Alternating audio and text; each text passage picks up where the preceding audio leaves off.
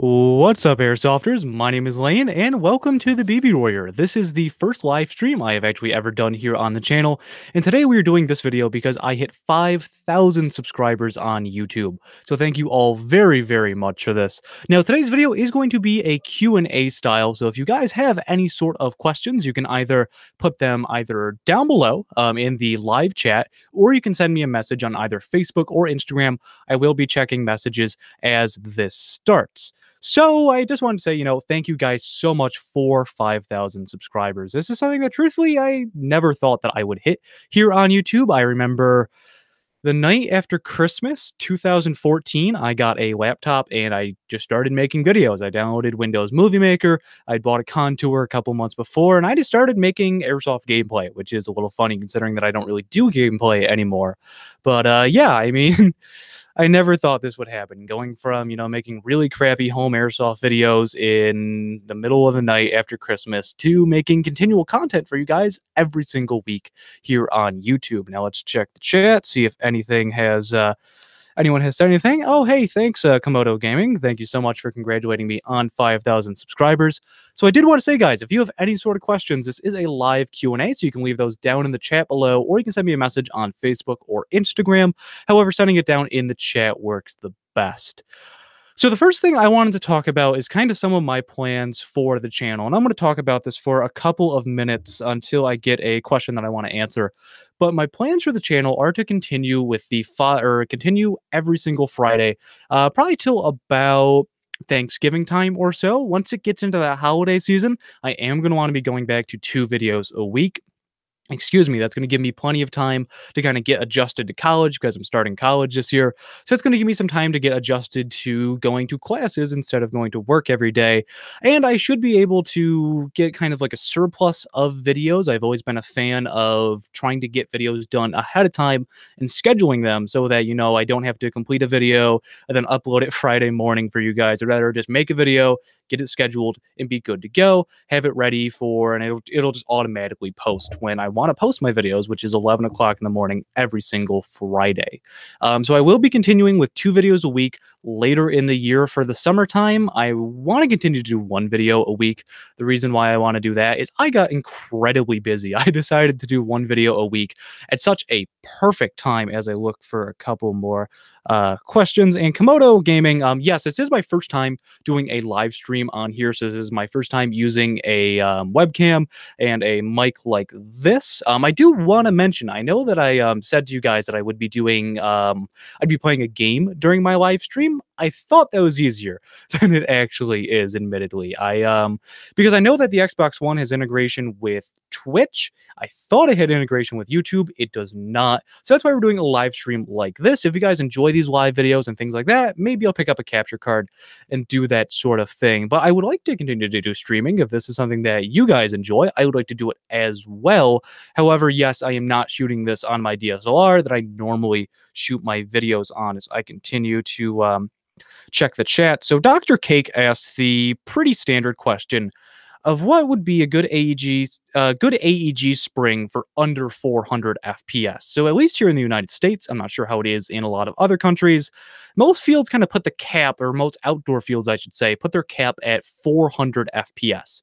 So if you shoot 401 or higher, typically you're considered like a DMR, for example, and you have like a 50 or 100-foot minimum engagement distance, depending on where you go, the event you're at. However, if you're looking to be under 400 FPS, depending on your setup, this is going to depend on your compression, how efficient your airsoft gun is. You're going to want an M120 or below. That is a good field spring. And personally, in my personal belief, I like to run my guns at about 330 or lower, depending on what I'm doing. Now, for like my standard field rifle, I always like to stay at about 330. For indoors, I like to stay below 1 joule just because people are going to be 100 feet away from me at most, so I don't need to be pushing 350 FPS. And even with my handguns, I like a lower FPS as well. It's kind of just a courtesy thing. Excuse me, I can't talk tonight. But yeah, like for example, I do have my Elite Force G19. This, I'm just trying to make sure this doesn't hit the microphone. This shoots about consistently 1.1 joules, about 300 FPS. And then my Mark 18 only shoots about a joule as well. So While you're going to want an M120 or lower if you're wanting to achieve under 400 FPS, I don't think that 400 FPS is necessary. I think that the only thing that it can help with is the ability to push through brush a little bit better. However, using high quality 0.28 or higher gram BBs like a zero point 0.3, a 0.32, or even 0.36s, depending on the build, I think that would be just as good of an answer as opposed to going up to a 400 FPS spring or bringing your gun up to 400 FPS if you're using a system like an NPAS or HPA. So I don't think that FPS is everything. I did a video on this a while ago. I'd like to do one again with a little bit more science, kind of explaining it. However, I'm not that smart and I can't explain that sort of thing.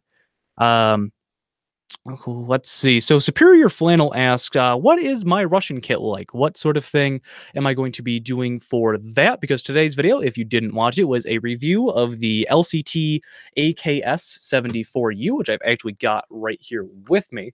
So this was the gun that I reviewed for today's video, and I mentioned that I wanted to get back into Russian kit. So I am building the most boring Russian kit possible, honestly. I am going with a Spectre or Spectre Partisan suit and a Mark II. I know that's the kind of generic modern Russian kit out there. However, that's just what I enjoy. I will say, as someone who's been doing Western kit for my entirety of my BB Wars career, if you want to call it that, it's familiar in a good way. I really like the Mark II chest rig. It holds a ton of stuff. It holds more than I need from most airsoft games that I go to, honestly. However, that's kind of what all Russian kit is like. It always holds way more than you're going to need for BB Wars, honestly. It's not like there's a Russian version of the Spirit of Systems rig. Everything like the Smersh or even some of the Defender setups I've seen have a lot of carrying capacity on them. And the Mark II is like a nice middle ground for me where I can carry like anything that I want in it. But at the same time, it's efficient. It is a nice chest rig that's breathable. The kit that I am working towards is getting some Zenetco furniture on that AK that I just showed you guys.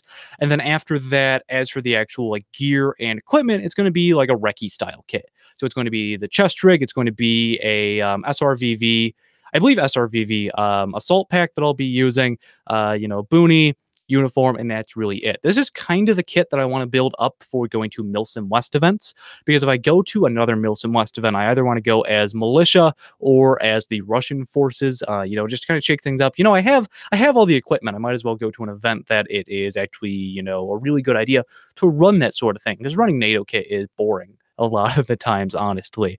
So yeah, I mean, that is my Russian kit, just kind of your standard modern day recce kit that you would see from Russia. It is like kind of like the RR standard kit that a lot of those guys have been running, which mad props to the Russian guys for, the amazing impressions that they put together. But yeah, that's just, that is pretty much what my Russian kit is going to consist of. As I try to find another question. The Guardian Wolf Echo asks, what do you consider your playstyle, speed sim or mil sim, and has it changed over the years or will it change? So the reason that I don't quite know how to answer this is I don't really identify as either of them. I guess what you could say is that I enjoy the milsim aspect of like the gear, and I do enjoy doing impressions. However, I I play kind of like a speed softer, and I did a video on this a couple of weeks ago, so I'm gonna make this one a little bit shorter. However, how do I put this? I don't like to be really bound by one of those play styles. There are times where you have to be aggressive despite the event that you're at. If you're at a Milsim West game, there are going to be times that you need to be aggressive. While Milsim West is a much slower paced game, there will be those situations where you need to be aggressive. However, in any gameplay, there's going to be those times that you need to slow down, be slow and methodical about what you're doing and thinking about, how am I going to go through this, where it's a little bit more tactical. So I don't really like to identify as either of them. I definitely like the aesthetics of Milsim more than Speedsoft. However, would you ever see me running around in Cry and a high kappa? Absolutely. I would love to buy a high kappa. I just keep convincing myself to buy weird foreign camo and equipment rather than buying a high kappa. But I would love to. I would love to do that. I think it'd be a fun video to discuss. As someone who's been playing with rifles my entire time, in airsoft. We'll get more to that gun in a minute. It'd be interesting to see how I feel about using a pistol only in airsoft. I've only used a high capa once. It was for one game, and I had a blast with it. And I think that it'd be fun, something fun to experiment with. If I was to do that, it would probably be HPA tapped with 50 round mags on my Spiritus Systems rig. I wouldn't want to be going out with a Tapazine or something like that because I like challenge when I play airsoft. But looking for another question right now. You can't know my name. Ask if there's any good milsims for people under the age of 18. Now, I'm going to assume that you're in the United States because most of my audience is here in the US. A lot of them. So my personal favorite game that I am enjoying right now is Desert Fox Events. We're actually hosting a game this weekend at the Rock Airsoft.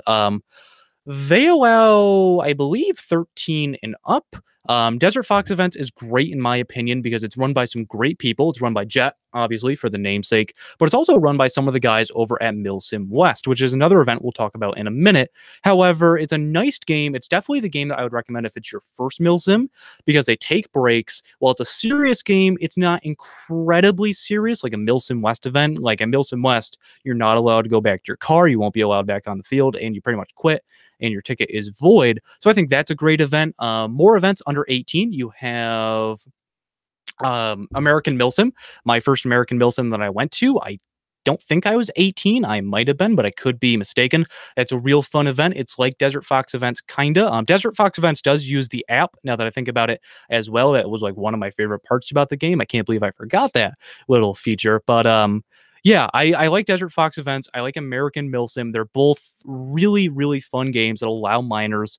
And then there are, you know, your local and kind of smaller regional games. Most of them allow people under 18 years old. And then there's Milsim West. Now, the way that I'm going to describe Milsim West is that there's nothing else like it. There is no event that is as intense as a Milsim West event because, again, it is 40 hours nonstop from Friday to Sunday morning. You are not allowed to go back to your car. You need to carry everything that you need.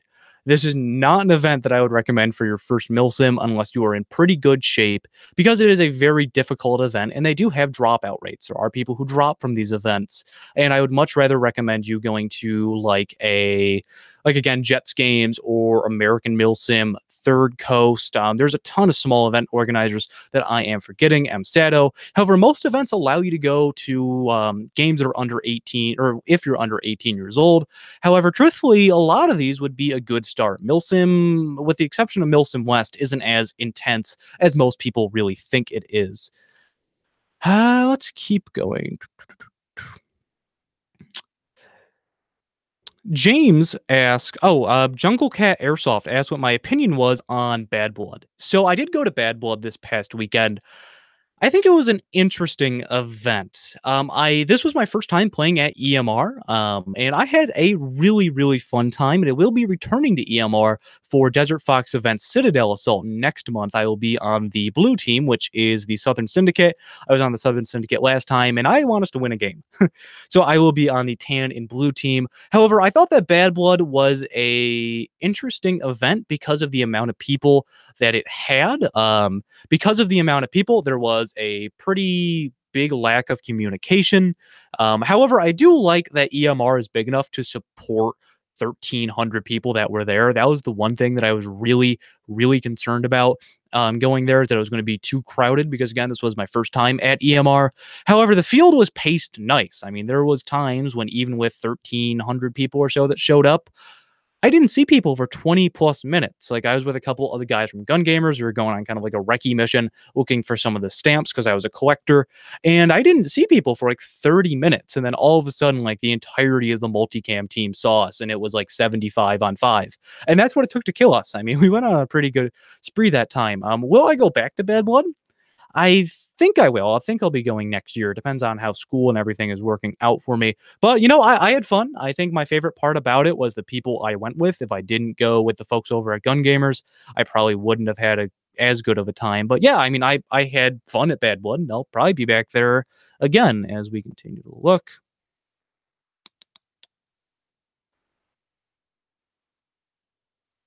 Oh, check games. You can be at Milsim West as early as 16, if I remember. However, read the tax up. I've got a lot of you guys kind of asking about Milsim West and things like that.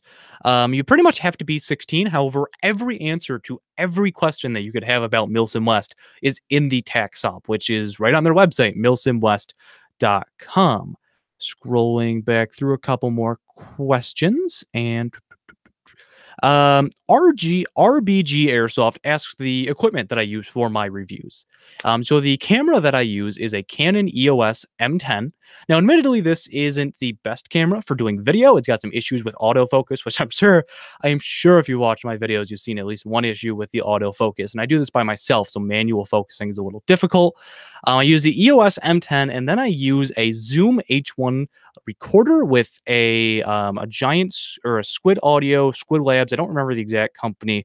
Pen mic that goes, right on my shirt. That's pretty much why I always wear a button-up style shirt. However, for today's video, I am using a Logitech webcam, and I am using I don't even remember the name of my microphone. I've owned this for a while. I actually bought this to do the interview with Rich from Wolverine Airsoft a couple of months ago. That was actually like one of my favorite videos I've ever done. Not because I'm just a Wolverine fanboy, but it was nice being able to talk about the industry and things that are going on and how we can help stop HPA abuse. So that was a fun video. If you'd like to watch that after this live stream is over, I will put that down in the description below, or you can just search it after this video is done.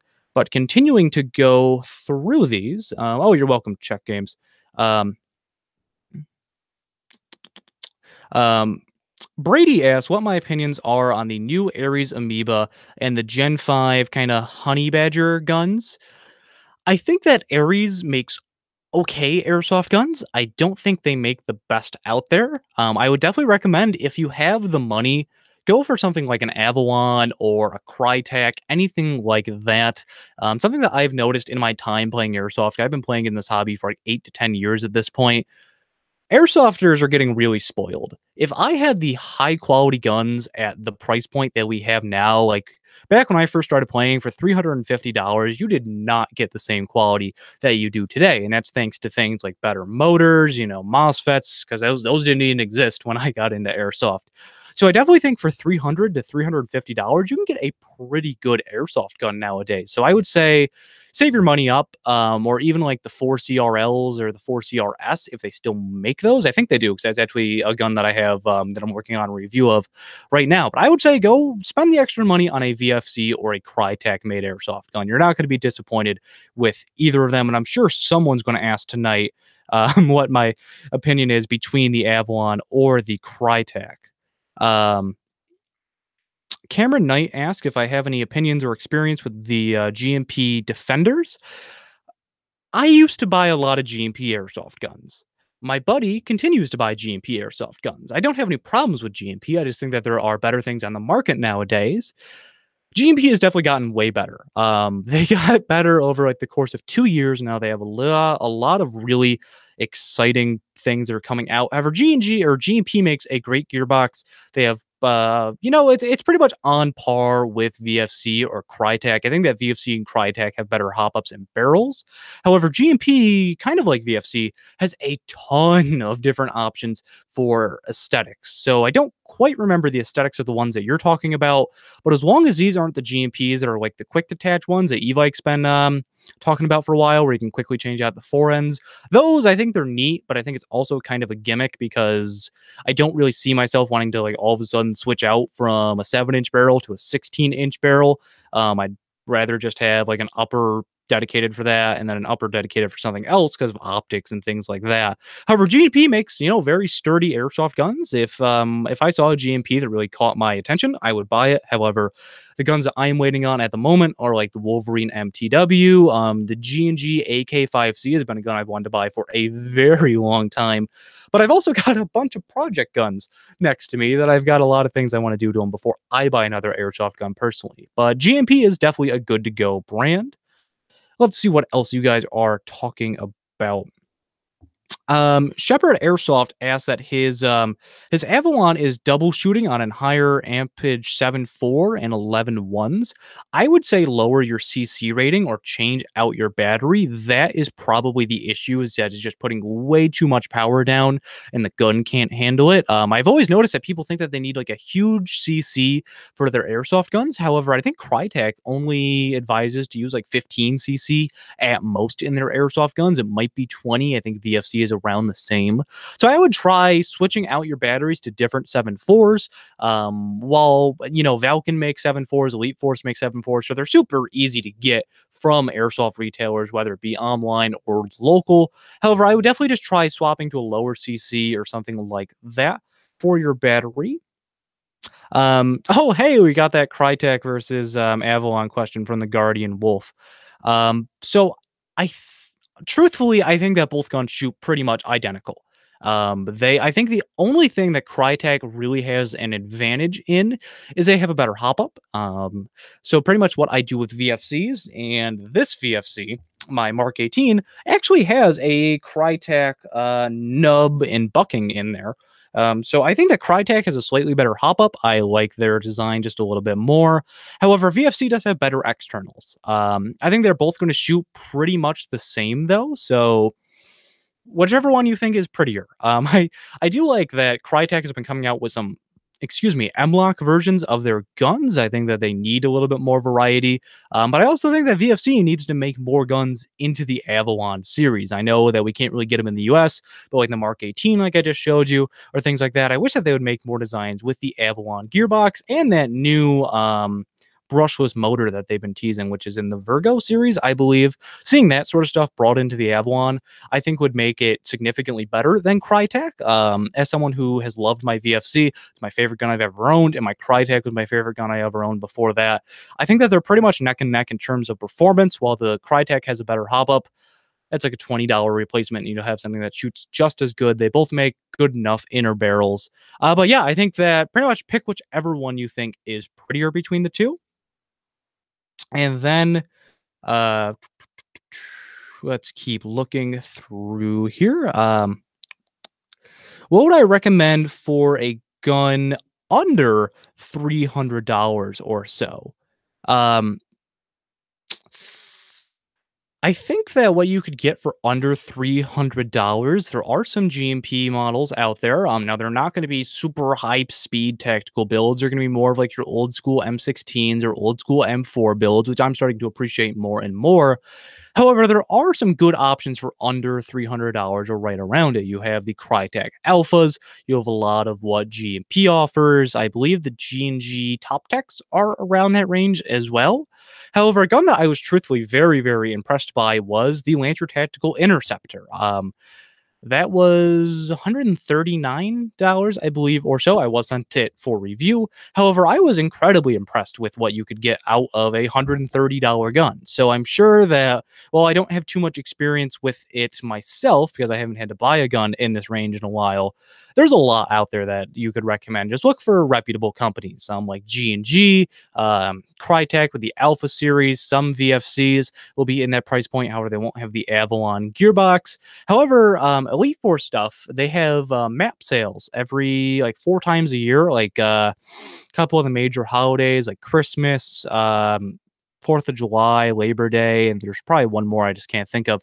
However, they have map breaks. So like typically Elite Force has map pricing, so it can't go below X amount of money. They get rid of that on certain holidays a couple times a year, so you could get an Avalon for a really good deal. So that would be my recommendation, is to either save up a little bit more to get like a Crytek Alpha, because I think they're like $310. There's things like the J&G ARP9 or the ARP 556 if you want to use M4 mags. There's a bunch of different things that you could go for. Now, Komodo Gaming asks, what would my... Oh, or now that I think about it, for under $300, most LCTs are under $300. And I like my LCT, as you could probably tell by today's video. You Can't Know My Name asked if anyone knows of any cheap mid-caps, and a couple of his friends are beginners and they don't have the money to buy more expensive magazines like the Avalon mid-caps or like the PTS EPMs. I would recommend the Elite Force mid caps. I've had good luck with them. I exclusively run EPMs now. However, in the past, I've had good luck with the Elite Force mags. A lot of my friends use them and they have good experiences with them, even with higher weight BBs.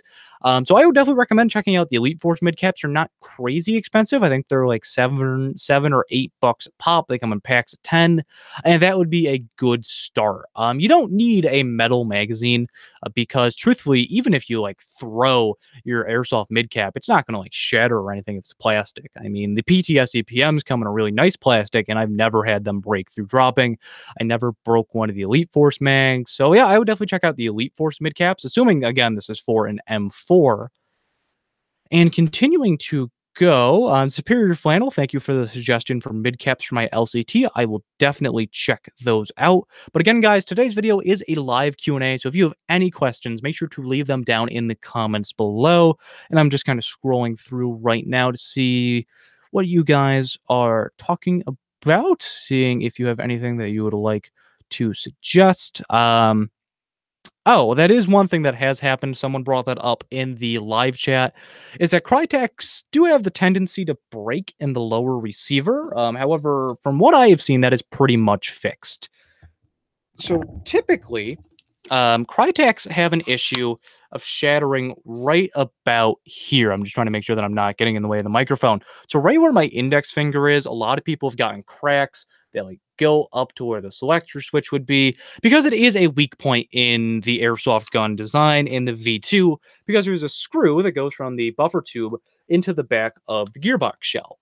So that's always been a weak point, and the way that the Crytek's are designed with their quick change spring, that screw is a little bit smaller than other brands, and that screw actually holds a fair amount of pressure. So they have cracked, from what I've told, or from what I've seen and what I've been told, that has been fixed. However, that can occur in some older Crytek's. I don't know how people are doing it, because with my Mark 1 Crytek, I went through a drywall, or I went through a piece of drywall to get to the other side. So this is actually a fun story. I was at a airsoft field, which they're closed now. They're open under a different ownership, so I won't say the name. However, we were in this really dark area, and the rule was pretty much it's an abandoned building. Do what you need to get through.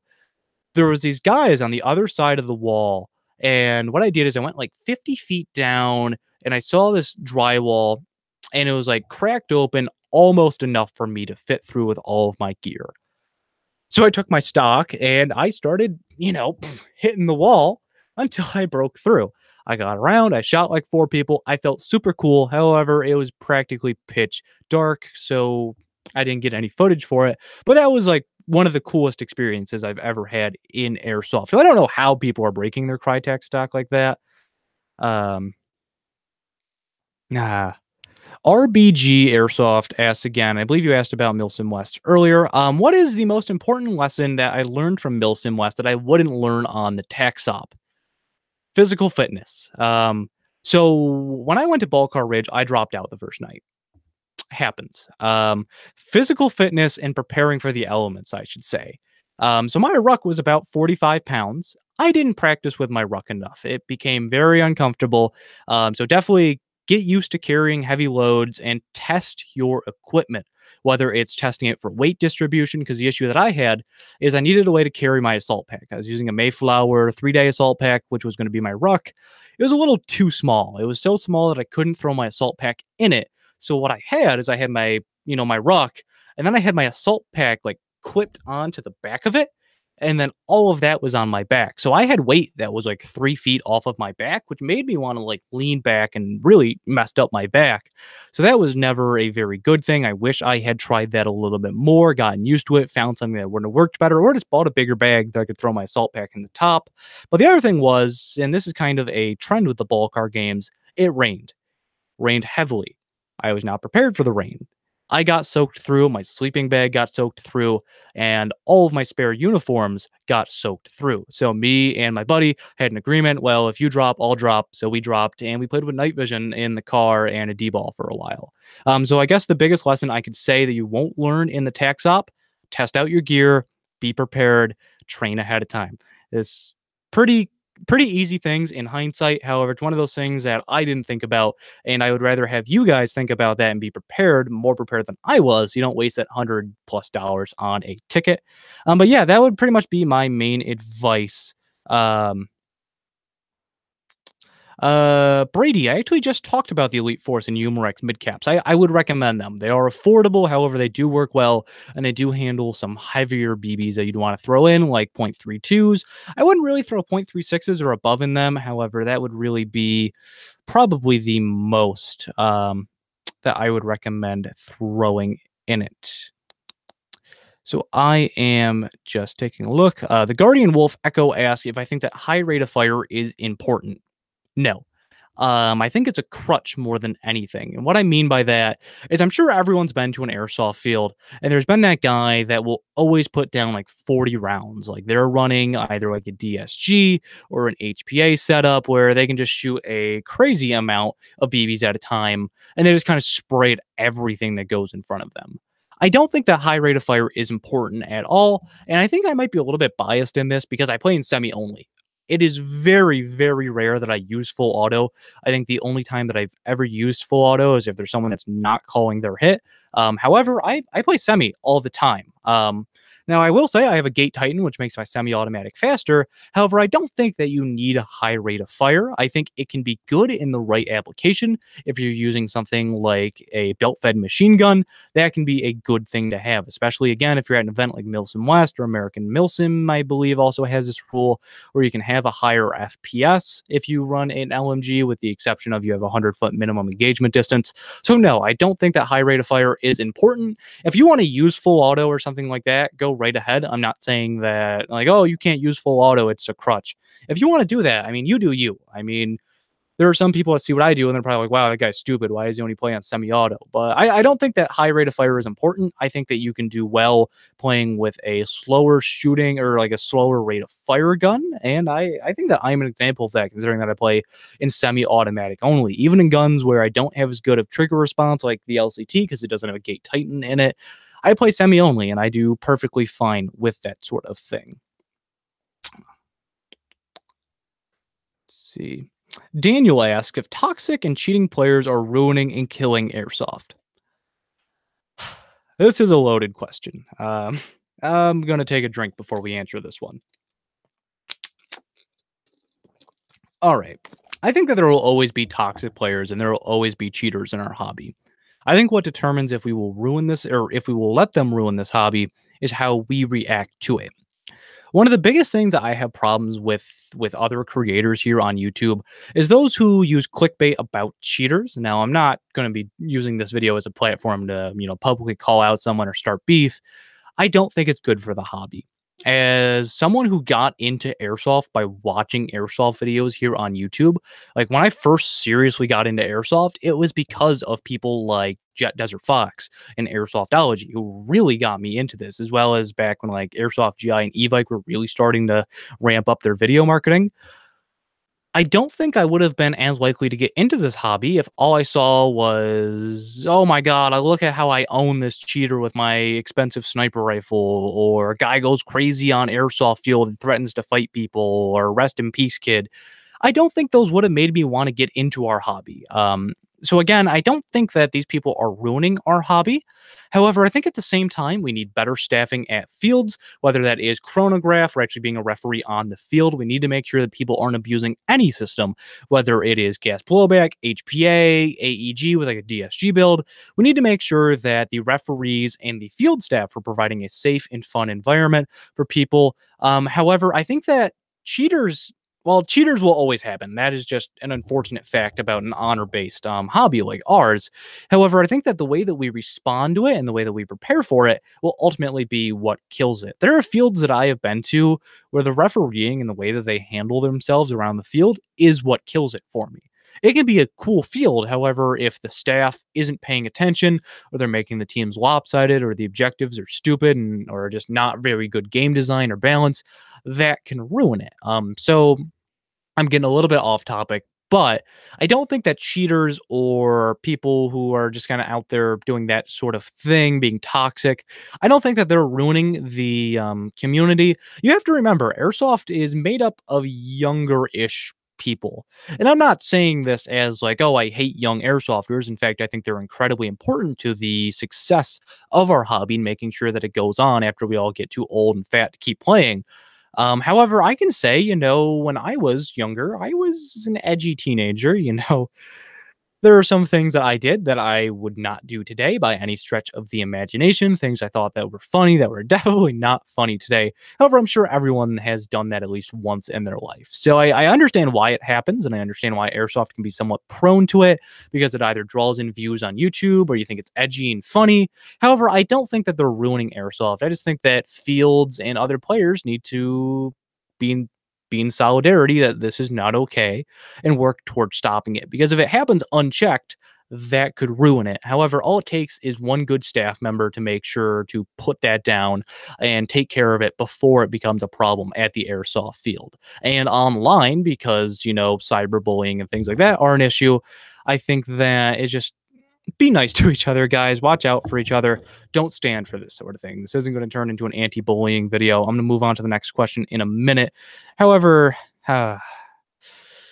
cheaters are not ruining airsoft. It's how we react to them that could ruin it, I guess you could say, to put it in short. Hey, NEPA Airsoft. I need to catch up with you. I haven't seen you in a while.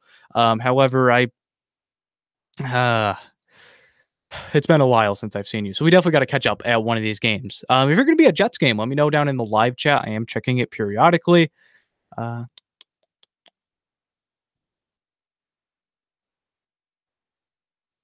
so someone asked in the group chat or in the chat for this video, saying that they were banned solely because they were dressed as a speed softer.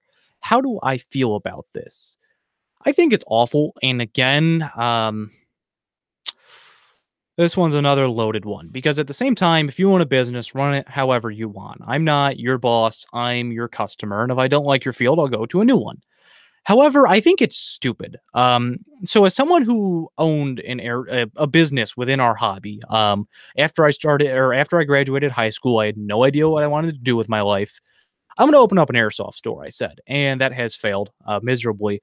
But one thing that I noticed talking to owners of fields and other stores, a lot of them have no right being in business, making stupid decisions and whatever it may be, and things like that, saying, well, you can't play at my field because you're a speed softer, or you can't use HPA at my field.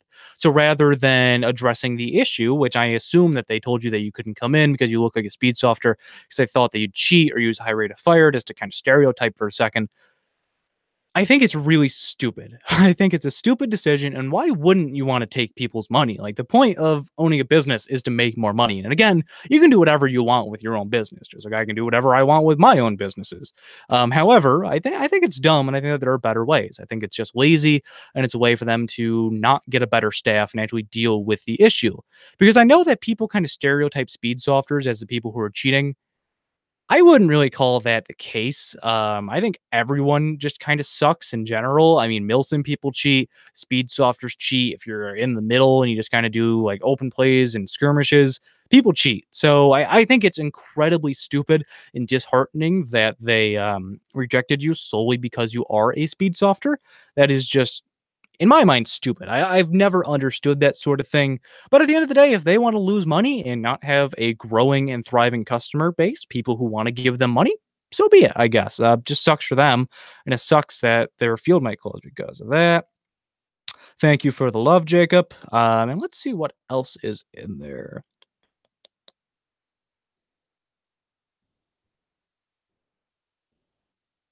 All right. So sorry about that dead air for a moment. I am just going through our chat right now. See you later, Guardian Wolf Echo. I hope that you enjoyed your time here. So I guess the next thing I want to talk about. Oh yeah. So if you're in the Northeast, we kind of have a very small amount of Milsim events that have happened here. And it's kind of weird because we're having so many events in July up here. However, the Scranton Lace Factory, where they host Red Storm East, will be demolished this year, which is a little disheartening. However, Operation Lion Claws isn't my favorite event organizer out there, truthfully. I think it sucks. I think that it takes away another AO from the Northeast. However, the Scranton Lace Factory was never a very safe environment to begin with. And I think that there are going to be other great AOs that are going to be here in the Northeast. The Seneca Army Depot, which is like 45 minutes from my house, which is really cool. There are going to be people hosting games there. MIR or Mir Tactical, I'm not sure how you pronounce it. They're hosting a game there in a couple weeks. I'm hoping to go to that game. It's the week before Jets game. So it's like the 19th and 20th. I could be wrong about those dates. It's on that weekend, though. But yeah, it sucks that another place is coming down in the Northeast. However, I understand why they want to redevelop it into something that's going to be a little bit better for the local economy in that area. And again, there are still other event organizers that are hosting games within New York or Pennsylvania. You know, you have EMR, again, Mir Tactical, people over at MSATO Games. So there are going to be other events here in the Northeast, but it kind of sucks that one of them is going away. Speed Curie asked, what made me want to start the BB Warrior? And then his message got retracted as soon as I said that. So the thing that made me want to start the BB Warrior is, again, I used to be really heavy into impression kits, specifically SEAL Team 6, Bin Laden, Raid type kits. And I noticed that there wasn't a lot of content out there on the product surrounding that. So that's kind of what I started out doing. My first like 10 reviews or so I did on this channel was solely, you know, AOR gear or building a DevGru kit, things like that. And those videos are very, very poor quality. I will say that right now because I've been doing this for almost 4 years at this point. But I wanted to start this channel to help people and educate people because I thought that it was one of those things that not a lot of people were talking about here on YouTube. And over time, it kind of expanded. I started getting into gameplay and things like that. Or actually, my first video was gameplay, and then I sort of rolled more into doing, you know, the gear guides and things like that. So overall, my whole mission with the BB Warrior has been to help other players because I love this hobby. This is the hobby that has stuck with me. Well, other hobbies I've gotten out of, whether it was like competitive gaming, skateboarding, other hobbies that I've done, track and field, I've gotten out of those and I've lost interest in some of those. However, Airsoft always stuck with me. And it was always a community that I could go towards, and everyone was friendly and everyone wanted to be helpful and have people come into this hobby. And I just wanted to give back. I wanted to do for others what other people did for me when I was getting into this hobby. So that's why I continue to make Airsoft videos every single week to help other players have a better time while they play. So that is the reason why I started the channel. I don't see myself changing from that ideology in any time on this channel. I want to continue to help you guys with guides, reviews to make sure that you're getting your money's worth while you play this game, and entertain you guys a little bit with live streams, Q&As, as well as some gameplay every once in a while. But that is a good question. That is not something I've talked about. My channel has changed direction a couple of times, especially after American Milsim, Faded Giant 5. I kind of moved into the style of videos that I do now, where I'm in front of the camera as opposed to talking behind it.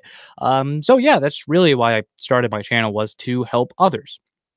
Nepa Airsoft wants to know my opinion on the 40 millimeter or the 40 mic grenade. So if you're unfamiliar, this is essentially a tornado grenade that shoots forward out of a 40 millimeter launcher. It's that thing. Navrich did a video with it. It's the thing that puts down like 600 BBs a second or something like that. So it shoots out like 140 BBs in a third of a second and kind of sucks to get hit by.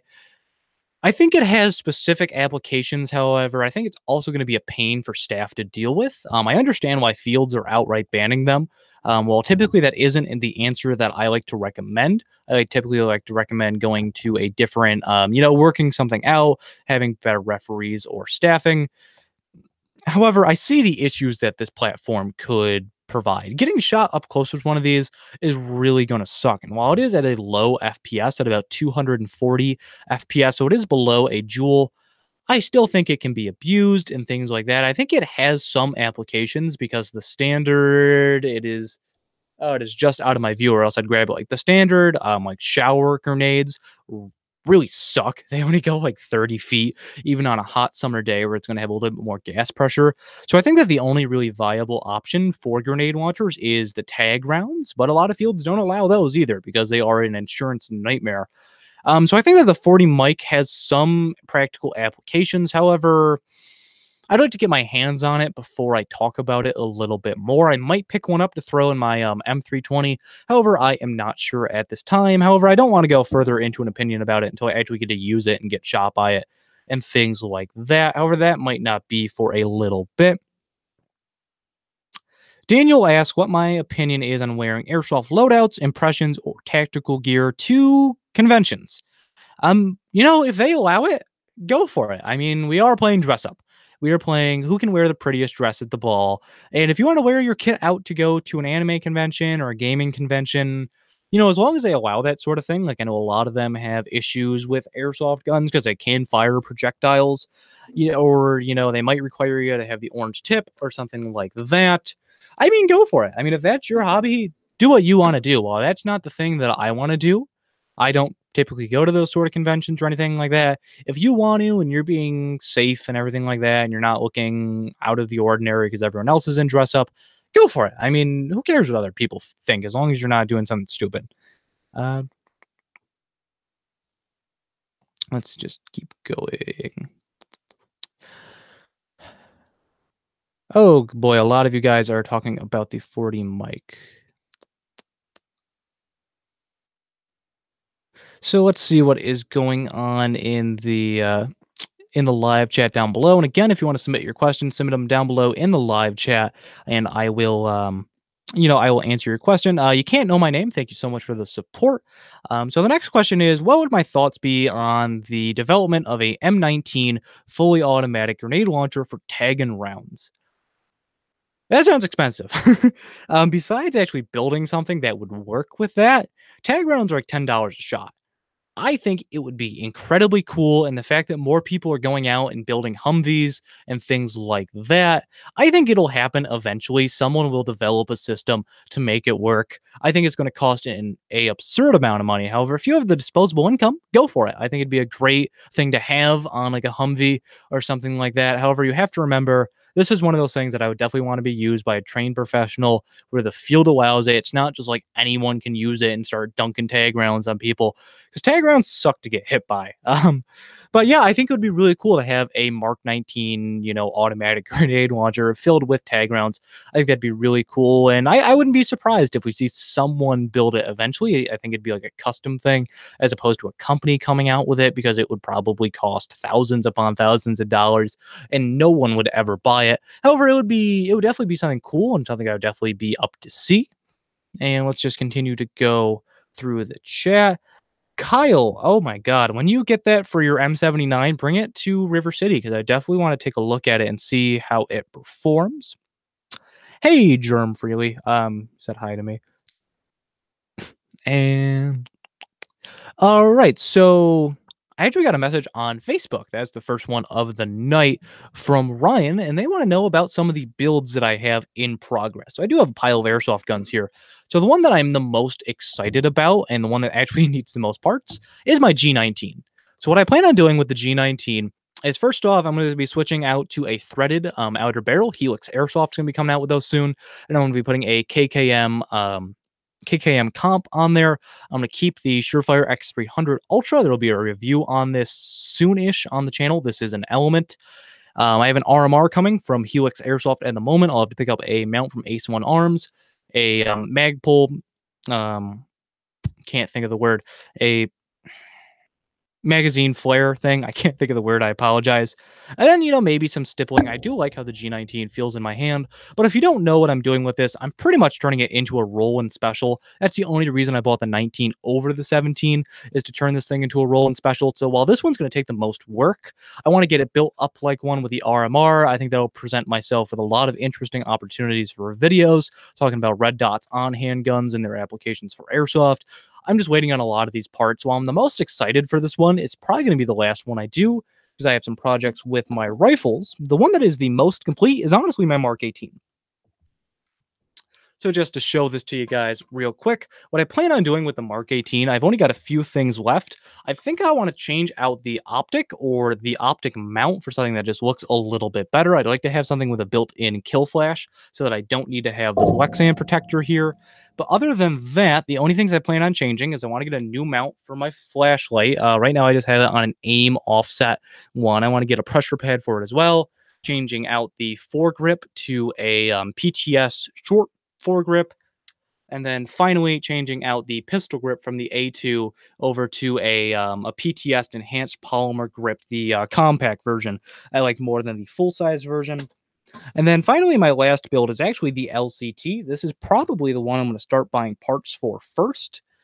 So the first thing I want to do is pick up a optics rail. So I'm going to have to get a B13. Now, the issue with the B13s is they're a little bit too long in a 74U because of the hoods that protect the front sight. So I'm going to have to Dremel that off so it stops like right about here, which has been seen on a couple of guns, so it is kosher. I want to swap out the grip, sorry if I keep hitting my microphone, to the US Palm one from PTS or a Zenetco style. The stock, I think I'm going to end up doing a B13 with, or not a B13, excuse me, a PT1 with, because that has the riser that'll allow me to see the optic. I find the B13 to be a little bit high for my personal enjoyment with a gun. I just feel like I can't get a cheek weld because of how high it sits up on the gun. I plan on leaving the top of the handguard and then having the bottom of the handguard be a Zenetco rail with the gooseneck flashlight, which I'm actually going to replace the flashlight with my scope cam. And then I'm just going to paint the orange tip over. And that is pretty much everything for this gun. Like I said in today's video on this gun, I do need to find some mid caps that agree with it. I've gotten a lot of suggestions from you guys to try MAG, Cyma. I'm going to try out the US Palm grips from PTS as well. However, yeah, those are the three main projects that I have right now. The next gun that I plan on buying is the Wolverine MTW, and that's going to be turned into a DMR. However, I'm not really quite sure what I want to do with that build yet. But yeah, that's just kind of some of the builds that I plan on doing. Killshot Entertainment asks how I feel about 8mm 500 and FPS snipers. I think that something that Airsoft should explore more is 8mm Airsoft. While it is popular in other parts of the world, it's pretty much unseen nowadays in the United States, with the exception of some antique and kind of collectors Airsoft guns. I think that having a larger projectile for sniper rifles wouldn't necessarily be a bad thing. Now, again, this is something that had to be moderated with good staffing, but if we developed a way to push a heavier projectile further than what airsoft snipers are capable of now, or even, I'm not sure how this would work. I'd love to do this as a full video for a concept gun. If we were able to develop something that was more of like a slug as opposed to a BB, or something that could travel better, something like that. If there was a way to incorporate rifling instead of hop up or something like that. Again, I'm not an engineer, so some of this stuff could be impossible. I would definitely love to see Airsoft experimenting with higher velocity and larger projectiles to reach farther distances. If that means that you need to have a 300-foot minimum engagement distance, but you could hit out to 500 feet, I'd be all on board for that. So that airsoft sniping could really be what it should be, because most airsoft snipers out there, with the exception of really built up VSR 10s, you know, Mancraft or the Wolverine Bolt, which I actually got to see my buddy Tim, who runs Plastic Vader on Instagram. He used his Bolt at Operation Bad Blood, and he was picking people off with one shot at like 350 feet, which was incredible to me because I don't really snipe. However, you need a really well-built gun, like, again, a VSR 10, the Novrich gun, the Wolverine Bolt, or other HPA systems. You need something really good to get those optimal ranges, and I feel like a lot of companies advertise their like $85 sniper rifles to people getting into the hobby, which they don't shoot nearly as far. They don't have a good hop up. You're gonna, you know, break your sear or something like that. So I'm getting really off topic, but I think that I would love to see higher FPS and bigger projectiles for a longer range. Again, I'm not an engineer, so that might not work. However, that is something that I think would be really, really interesting to try for sniper rifles, not AEGs or DMRs, for bolt action guns specifically. But anyways, guys, while you're submitting questions down below, you know, how would you feel about something like that, about using different projectiles? I mean, with a sniper rifle, if the projectile costs 50 cents, you're not shooting 1,000 plus BBs a day like you are with any other platform. I wouldn't be opposed to spending 30 to 50 cents a shot, because I know I'm not going to be taking shots very often. And it would just feel like when I go to the range regularly. So let's see what else is in the chat. Jacob, have a good night. I hope that you enjoy the live stream. Um, Airsoft Overwatched asked how I feel about Classic Army and if it would be good for beginners. Truthfully, I don't have an answer for that. Back in the day, Classic Army was like the option. You either bought Tokyo Marui or you bought Classic Army.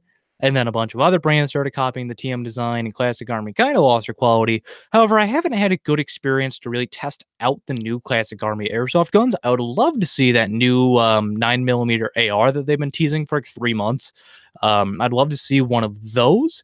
However, until I get a feel for it, I can't give an opinion truthfully. And I wouldn't necessarily trust what retailers are saying for their reviews because you got to remember they're trying to sell you that airsoft gun. So I would wait until independent creators start making their own videos. You know, people who weren't given the gun, people who had to pay the full retail price, and things like that. What is it? Superior Flannel ask if more people have been buying LCT recently. I think that they have, partially because E&L isn't a part of JAG anymore. JAG was importing E&Ls into the United States, and E&Ls are getting a little bit harder to find nowadays. They're not really restocking. I'm not sure who their distributor is anymore. I don't know if they're just trying to import them themselves, or if they're going through a third party like they were with JAG. However, I think that LCT is getting a little bit more common. They're easier to find. However, they do have a lot of variety as well. You know, LCT makes the AKs, they make the G3, which a lot of people were excited for, was those metal G3s. And after holding one and shooting one, I was very, very impressed with it. And it's part of what convinced me to buy the LCT that I have over here. So yeah, I'm starting to see more LCTs and not just their AKs either.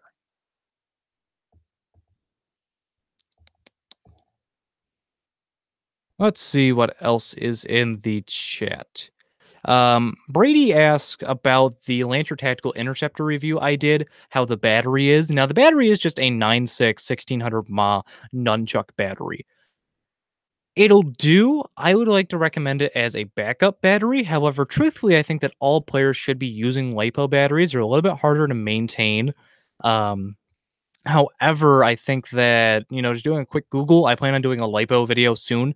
But watching a video about how to make sure that a lipo doesn't burn down your house, I think that buying a 7.4 would be a much smarter investment. All of the gameplay that I did with my Lancer tactical gun for the review was with a 7.4 lipo. So I think that the battery is good. I mean, it's not a bad battery in any sense of the imagination, but it's also not a lipo. So for what it is, and the fact that you get it for under $130 or $150, I think it's a good battery for what it is. But you also have to remember there are better options out there. Continue. I know that LCT is coming out with that PKP. That is very, very exciting. Um, God forbid it's going to cost like $1,000. Like they came out with an RPD and they're like $1,200. Like I was all excited and then I saw the price tag. I was like, oh, okay, I guess I'm not buying an RPD. Let's see what else is in the questions. Just kind of taking a look. And thank you guys so much for submitting questions. Again, if you want me to answer your question, make sure to leave them down in the comments below. Mm. Spartan 45A1 asked how I feel about the EMG Warthog. Oh, the RPD is a little bit less. It's only about $800. Big difference. I'd rather buy I'd rather save up and buy an Umbrella Armories gun. So the EMG guns are very pretty. If you want to have a really cool body to throw your HPA engine, go for it. However, if you can get one of the guns that's made by GMP, I don't remember exactly which one the Warthog is made by because they use a couple of different OEMs. If you can get the one that's made by GMP or any of those guns, they're solid guns. Like the Salient Gray is a solidly built airsoft gun because it's made by GMP. However, it's kind of the same deal as Elite Force. Not all of Elite Force's guns are made by the same companies. And while Elite Force does pick good companies to go through for their products, don't get me wrong, it's going to depend on which one you choose and who it's made by. Again, I don't specifically remember who the Warthog is made by. Find out who the OEM is because Evike does openly list that and Google them. See what people are saying about their other guns because a gun could be pretty on the outside. However, if the internals are bad, then it's not a very good buy unless you just plan on turning the body and putting in like a Wolverine Inferno or like a Polar Star, something like that. So really, If it's one of the GMP airsoft guns made by Evike, you can't go wrong. We talked about GMP earlier in the live stream. However, if it's made by like APS or Bolt or someone like that, I would suggest looking for something else. VFC makes some kind of interesting looking airsoft guns. If that's kind of what you're looking for, something a little bit different. However, I would definitely make sure to check out the OEM and do some research. Now I've got someone asking down in the live chat if I play video games and what type of video games do I play. So again, I apologize about not doing video games for today's live stream. I thought it'd be much easier than it was, and I didn't realize I needed a capture card to do it on the Xbox One. I know you can stream Twitch on your Xbox One natively. You can't stream YouTube without a capture card or it being horrible quality using Mixer. So the video games that I typically like to play, I do play a fair amount of first-person shooters, whether it is Battlefield or occasionally I'll play PUBG. I'm a little bit sick of that. But truthfully, most of my time recently has been dedicated to Bethesda Game Studios. I've been playing through Oblivion at the moment because I really never played Oblivion until like 2 years ago, and I'm still playing the same playthrough. After this, I plan on playing Morrowind. However, I play a fair amount of Bethesda Game Studios. New Vegas is my second favorite game of all time, only followed by Battlefield 3 because I was a complete loser for that game, and I spent an entire summer vacation just playing that every single day. I didn't have a job or anything. I just mooched off my parents and played Battlefield 3 every day. But I play a lot of first-person shooters. I play pretty much the only RPGs that I play at the moment are Bethesda Game Studios. I do plan on picking up Kingdom Come Deliverance eventually when it goes on a sale. I've just been so preoccupied with playing through the Elder Scrolls because I was incredibly excited that they announced the Elder Scrolls 6. I'm kind of excited for Fallout 76 while we're on the topic of video games. I was not a fan of it being a multiplayer game. However, I didn't expect them to come out with a fully fledged Fallout game right after they made Fallout 4, which I wasn't incredibly happy with because it didn't really have roleplay consequences. I know I'm starting to sound like a big nerd, but yeah, I mean, I play first person shooters, I play some fantasy games, but that's pretty much the main things that I jump between the two of them. I wish that there was more modern military shooters out there. Like I love Battlefield 4, but there's always like 3 servers open and it's always Siege of Shanghai, which I'm not a huge fan of that map. So I'd like to pick up some more modern military shooters available for the Xbox One. If you guys have any recommendations, make sure to let me know down in the comments below or something like that. However, maybe in the future, if you guys enjoy these live videos, we might play some video games together in the future. I might actually buy a capture card so it's a decent quality. Pixel Face, one, he has to go, and I do want to say, have a nice night, but he also wants to know how many guns I have in my collection. So I've got 5 airsoft guns in this room. I've got my G19, my Mark 18, my LCT AK. I've got my G17 from WeTech. Let me reach over and grab this. I'm not really quite sure what I'm going to do with this because I like my 19 so much.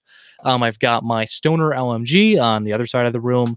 So we're up at 5. I've got 2 more handguns. I've got 2 grenade launchers, and I've got my Lancer Tactical Interceptor, my Knights Armament PDW with my Wolverine engine. So that's about like 10 guns or so. I don't have the biggest collection out there. There are guys out there that have way bigger collections than I do. However, I do plan on consolidating what I own. I need to start saving up for college and not being able to go to work every day. So some of those will be leaving my possession. Oh, I have a Crytek too. I don't know how I forgot about that. But yeah, probably about like a dozen or so guns I kind of stay around. The last airsoft gun I bought was the LCT, and then before that, the Glock, and then the Mark 18. So I have gotten a lot of new airsoft guns recently, but otherwise, oh my God, excuse me, have a nice night.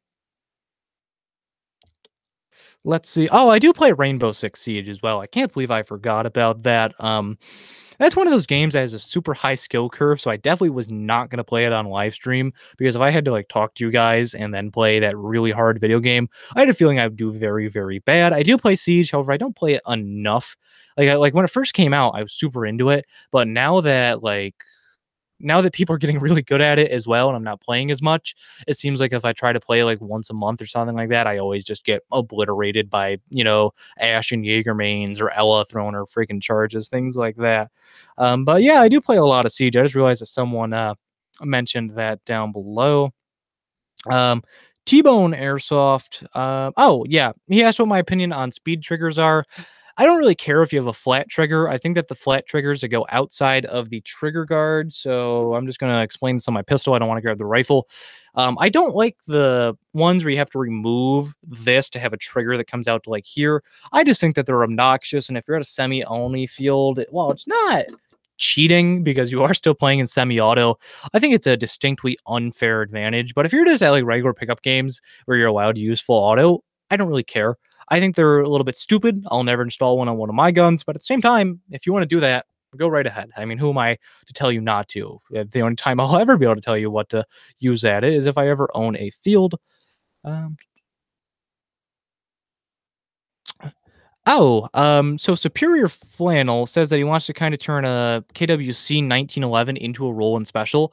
Even with a good RMR and base plate, they break them. I've seen it a couple of times. Just the blowback on the CO2 on a KWC or an Elite Force 1911 is too much, and I've always seen it break the mount if you're replacing the rear sight.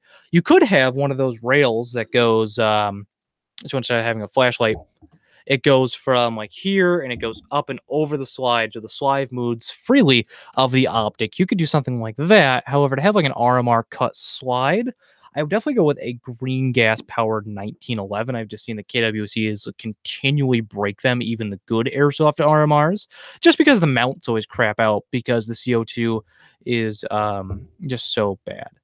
What would you recommend for an airsoft gun? But I don't want I don't want an M4. Cyma AKs. Now, Cyma is one of those companies that is extremely underrated, in my opinion, for their price point. You can get a Cyma, like a full metal Cyma, that would be like the equivalent of my LCT for like $180. While they don't have the best gearbox out there, there's things that you're definitely going to want to upgrade. They're built like a tank, they last forever, and magazines and things like that are readily available. So if you're looking for an intro gun, I would definitely take a look at Cyma besides their AKs. They make MP5s. But yeah, I would just take a look at, if you're looking to avoid the M4 platform entirely, take a look at Cyma AKs. They're not expensive. They come with batteries, chargers, pretty much everything you're going to need besides goggles and gear out of the box. So I would definitely recommend that sort of thing if you're looking to avoid an M4. And let's see what is in there. Killshot Entertainment says, Lane, my team is creating a 40 millimeter grenade sniper rifle. What do you think it can reach across the field? It depends what you're using, because again, the shower grenades are pretty bad. They're not going to go very far, and you would be much better off buying one of those little grenade launchers. It's literally a tube, a pistol grip, and a trigger. However, if you're using something like tag grenades, the longer inner barrel could help. Tag rounds typically have a distance of like 200 feet. I'm sure if you were able to develop something that could like match the threading of the tag round, you could probably make it go even farther than that. I think Tag is working on a standalone launcher if it hasn't come out already. I know they make the GP25 or whatever the AK grenade launcher is called, and they also make like a kind of NATO-ish looking one. However, I think they're also working on like a fully standalone version as well, or that could be the NATO one, and I could just be mistaken. However, I think if you're building like a single shot grenade launching rifle, like an M79, let's say, with a tag round, you're probably going to have an effective range of 200 feet. With a shower BB, probably about 30 feet. And then with like the 40 mic, I'm not sure because I've never used one. However, having that extra long barrel isn't going to help for the shower or for the 40 mic. And then just continuing. Thank you guys so much. Brady asked if I would recommend the Elite Force Hater. I mean, it's $60. It has a fixed hop up. There are ways to TDC mod it.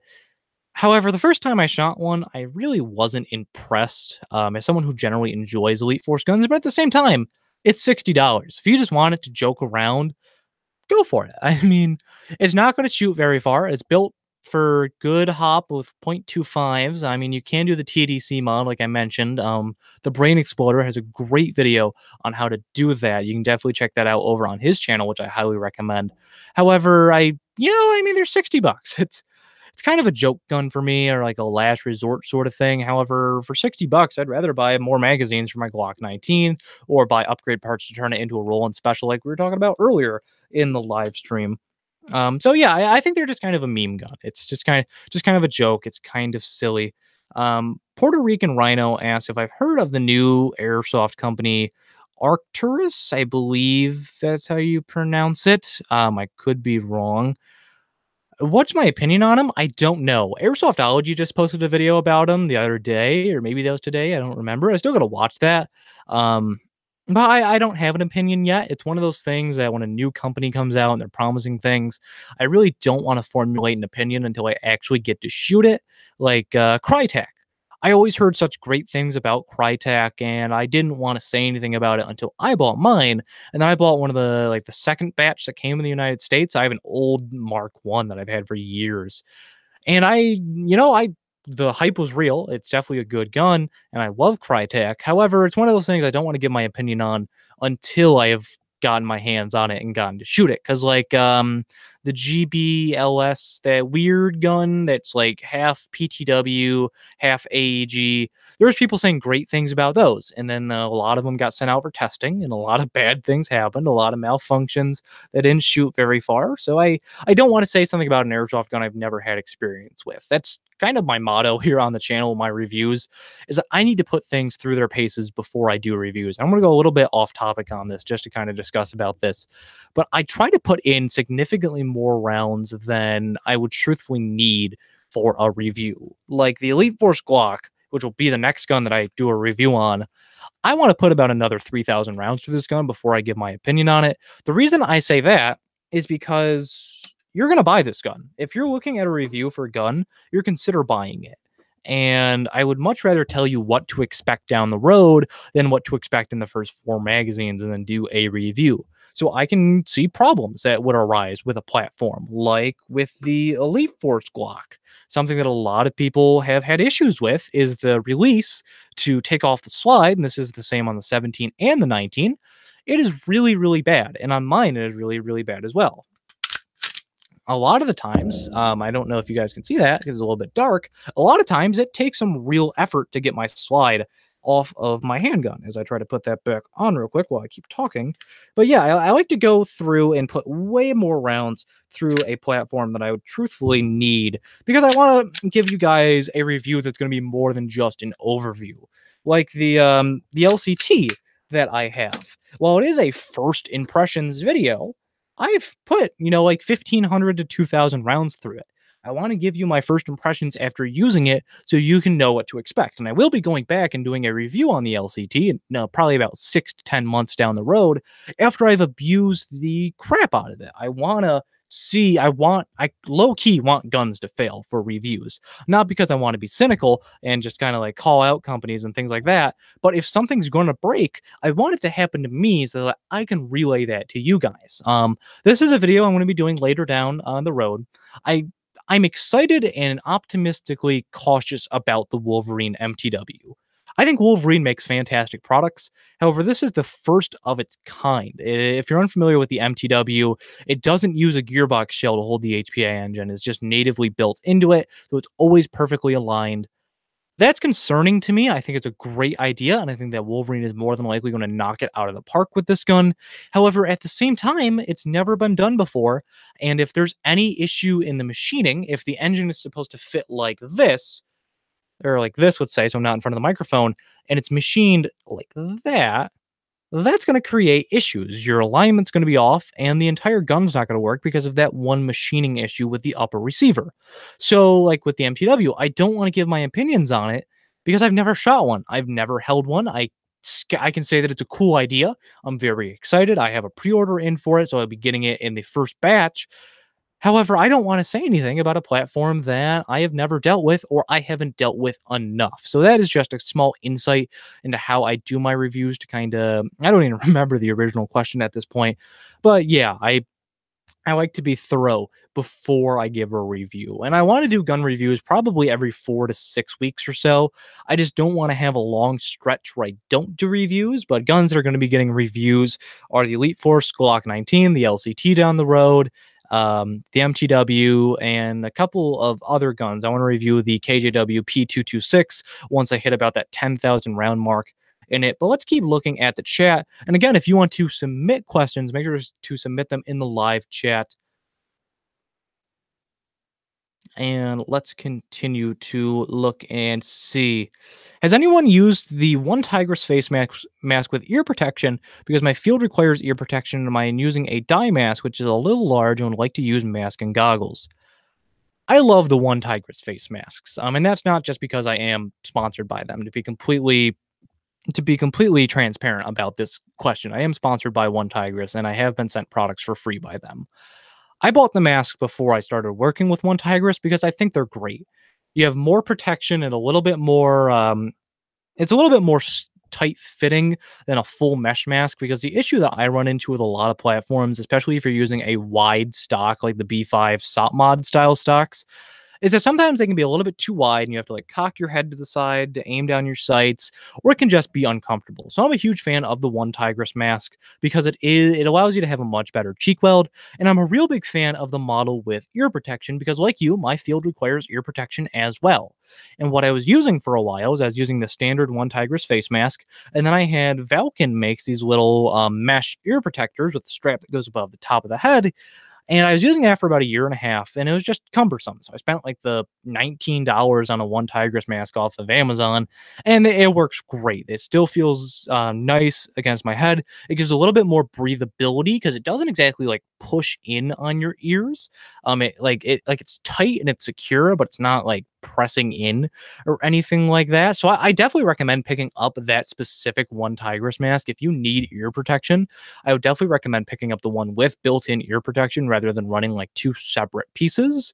So yeah, I highly recommend the One Tigress masks. I will be revisiting them in a video, not next week's video. The week after that is when I think that video is going to go live. However, yeah, I love the One Tigress mask. However, I will be doing a more detailed discussion about it in a couple of weeks for you guys to check out. Let's continue to check the live chat and see what you guys are talking about. Oh, sellout. Yeah, I'm a sellout because I openly admitted to it. I actually paid for most of my One Tigress masks out of pocket. And I am just seeing. Um, would SpeakU Re ask if I will make these live streams a more regular thing?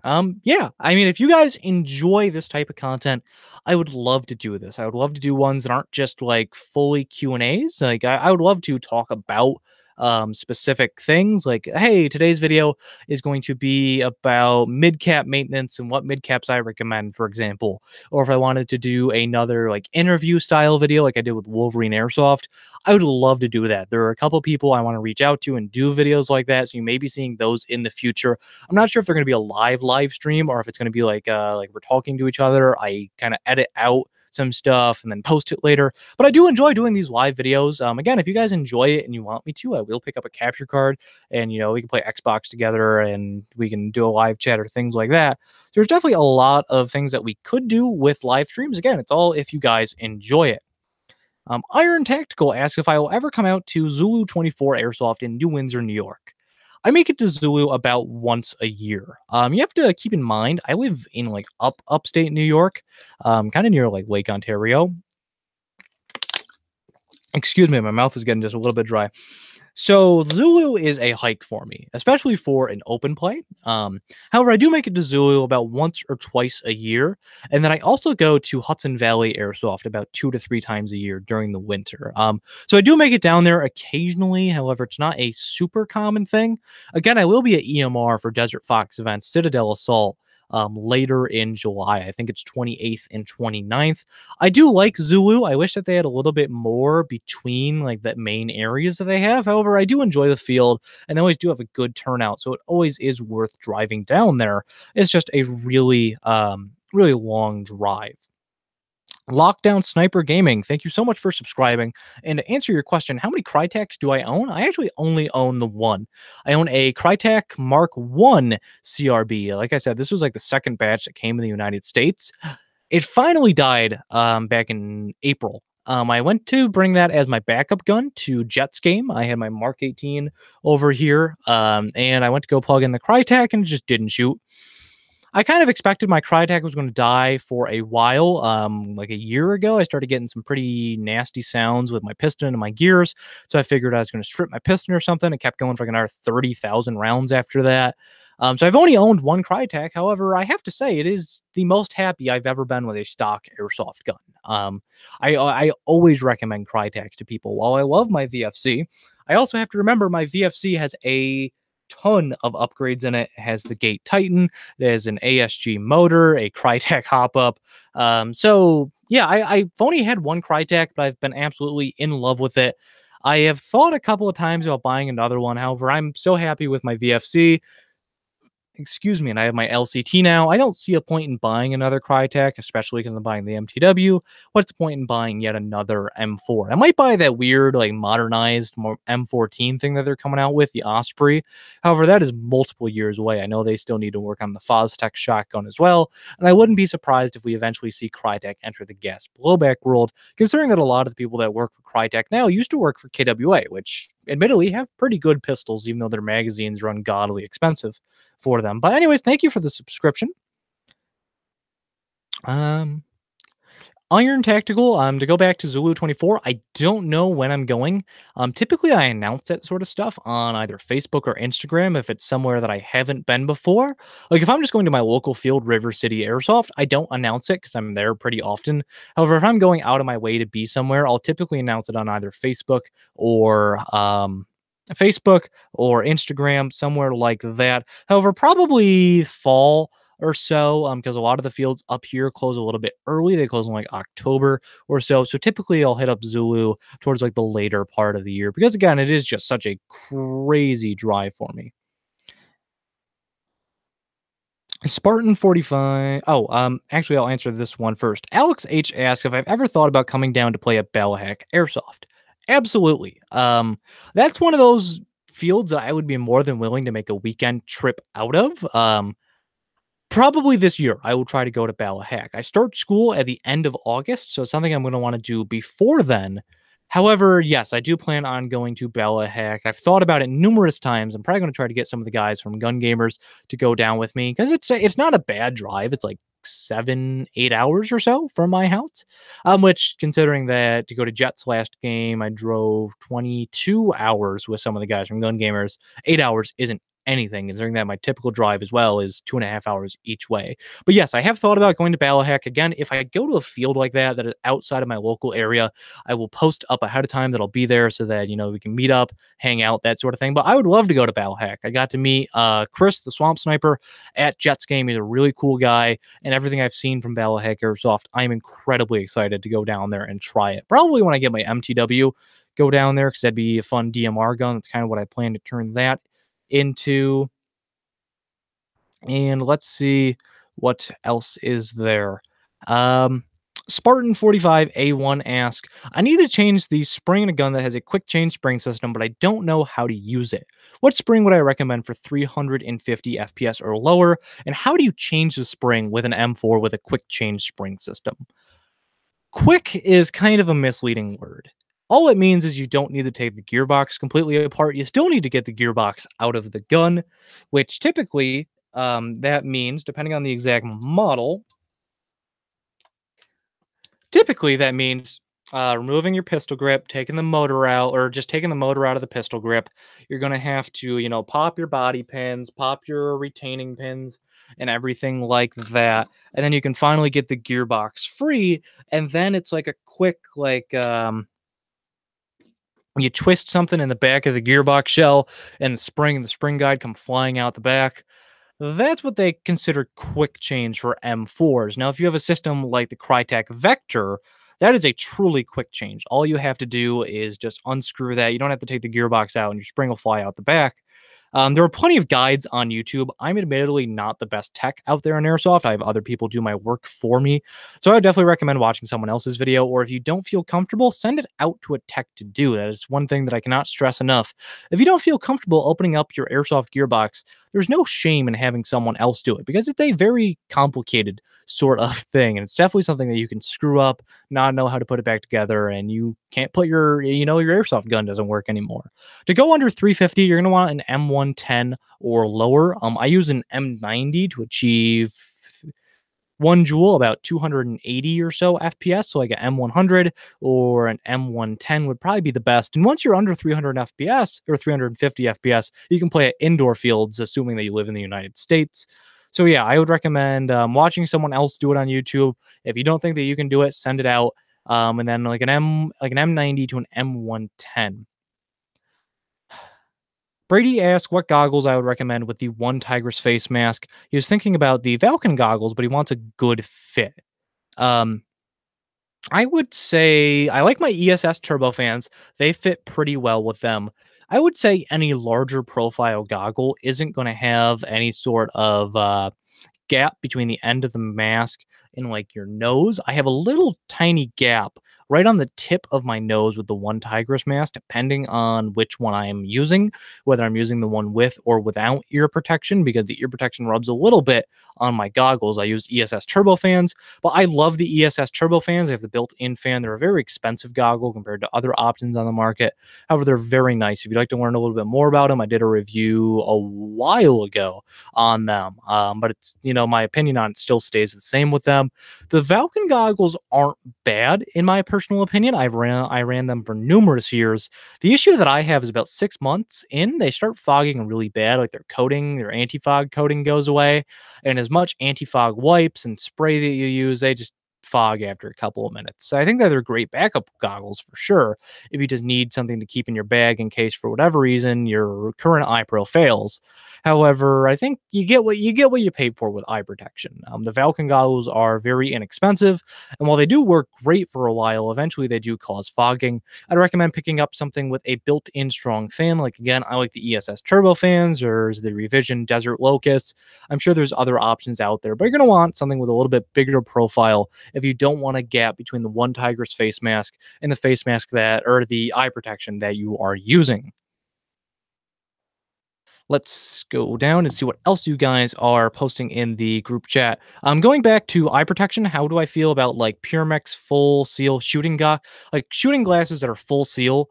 I think that they have their purpose. Like especially if you're at a Milsim West event, you're not going to want to be sleeping with huge goggles on. However, personally, I don't like to run them. I'm just a real big fan of the turbo fans. However, I do carry a set with me. I have some from 3M. They're ANSI rated and they're full seal, so I could use them. However, I just like my turbo fans because they have the built-in fan in case there's fogging, but I do carry them just in case, I need to step out of the dead box or I need to go onto the field real quick to chrono my gun or I forgot something. Or like when I'm walking back if I'm walking back to the staging area for lunch, I just like them because they weigh a whole lot less. However, I personally don't use them. However, there are circumstances I would want to use them, like a Milsim West event. We're going to have your goggles on pretty much the entirety of the weekend. Keep going through.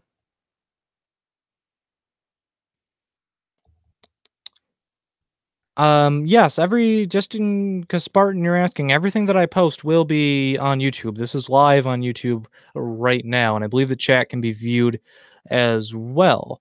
And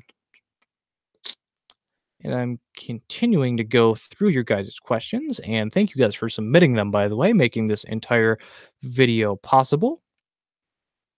And I am just scrolling through right now to see what you guys are recommending. Iron Tactical asked, do you think that I should upgrade my Valken battle machine or spend the money on a higher end airsoft gun like a VFC or a Crytek? Buy a new gun. The getting a VFC or a Crytek is going to be a huge change in quality from what you're used to with Valken. Valken has SRC make their airsoft guns for them, I believe, and picking up a VFC or a Crytek would be a much more cost-effective solution. You're going to get a much better body, you're going to get a better gearbox shell, because airsoft guns and the materials that are used in them are not created evenly or equally. So I would recommend going down to your local shop if you have one. Go check out the Avalons, check out the Crytek's. Like I talked about a couple of times already in today's video, they pretty much shoot exactly the same. Pick whichever one you think is prettier, because they're both like right at the same price point as well. But yes, I would definitely recommend, instead of trying to upgrade every little thing in your kind of beginner airsoft gun, just pick up a nice airsoft gun. I remember when I first started playing, and I got an Airsoft GI mystery box. It was a Javelin Gunworks M4. It was garbage. I should have just bought a JGS system. However, I wanted to do the same thing that you wanted to do. I was like, man, I could learn how to tech by installing all this cool stuff in my gun. And then one of my teammates was like, "Yo, dude, why don't you just buy a new airsoft gun? It costs the same amount, and you're gonna get a better product, and you don't have to worry about screwing it up." I was like, "Yeah, that's pretty good idea, actually." So I definitely recommend just going out, trying to find a gun that you like from a reputable company like G&G, VFC, Crytek, GMP. Even I would just recommend buying a new gun rather than just trying to upgrade yours right now. And Virtue Visions ask if I prefer CO2 or green gas for my gas blowback pistols. I'd rather have a system that could handle both, truthfully. I'm excited for Elite Force to come out with the premium Glocks that are going to be able to take CO2. However, in upstate New York, we have two times of the year. We have so hot that it would boil water, and we have so cold that it would freeze as soon as you take it outside. It's going to be 98 degrees tomorrow. However, there are days where it is -30 where I live as well. So CO2 is definitely more consistent. However, CO2 can shoot a little bit too hot. So most, or actually all of the guns that I own are powered by green gas. I just like green gas a little bit more than CO2. However, CO2 is much more versatile. I just like green gas a little bit more. I find it to be, just what I prefer. More guns that I would want come in a green gas. Green gas, excuse me, it's just it's a little bit more forgiving on your airsoft guns. CO2 is a very powerful gas, and some of the cheaper CO2 airsoft guns can break, or guns that offer both CO2 and green gas can break. Like I know I own a KJW P226. I have greatly stayed away from the CO2 magazines because I've heard that they're just way too powerful for the gun and cause issues and things break. So I run green gas. However, there are some distinct advantages to running CO2 because they are more consistent. However, the guns typically have more wear. They dry out because CO2 is a dry gas, and it can just cause more wear and tear over time compared to green gas. Comparatively, I think that they each have advantages and disadvantages, and it's kind of a personal preference point thing for me. Um, However, your opinion may vary. And I actually want to know, what do you guys prefer, green gas or CO2? Chris wants to know recommendations for his first DMR. Again, I would say a Crytek or an Avalon. One second. Sorry, I've just been talking for over an hour. The thing with DMRs is they're kind of like sniper rifles.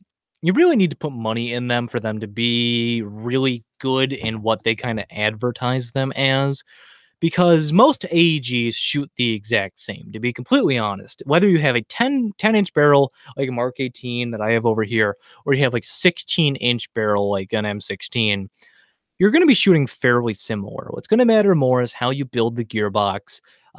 If you're looking for a gun that would be good as a DMR right out of the box, buy an HPA airsoft gun, buy a Wolverine Inferno, or a Polar Star F2 or something like that. You're going to want to buy something like that because you can really tune that into a nice DMR. However, what's going to matter more is the way that your gearbox is built, the compression, the efficiency, as well as your barrel and hop up. Your barrel and hop up are going to be doing most of that work to make sure that you're getting your barrels out to 200 feet plus. But most airsoft guns for over $300 on the market, like again, Crytek, VFC Avalon, they're going to do the same exact thing as a gun that looks like a DMR. And even I would say that the VFC Avalon or the Crytek's do better as a DMR than a lot of 7.62 ARs out there, like the A&K. Like the A&K SR25s or the classic Army ones. So really, for a good DMR, it's going to require a lot of money.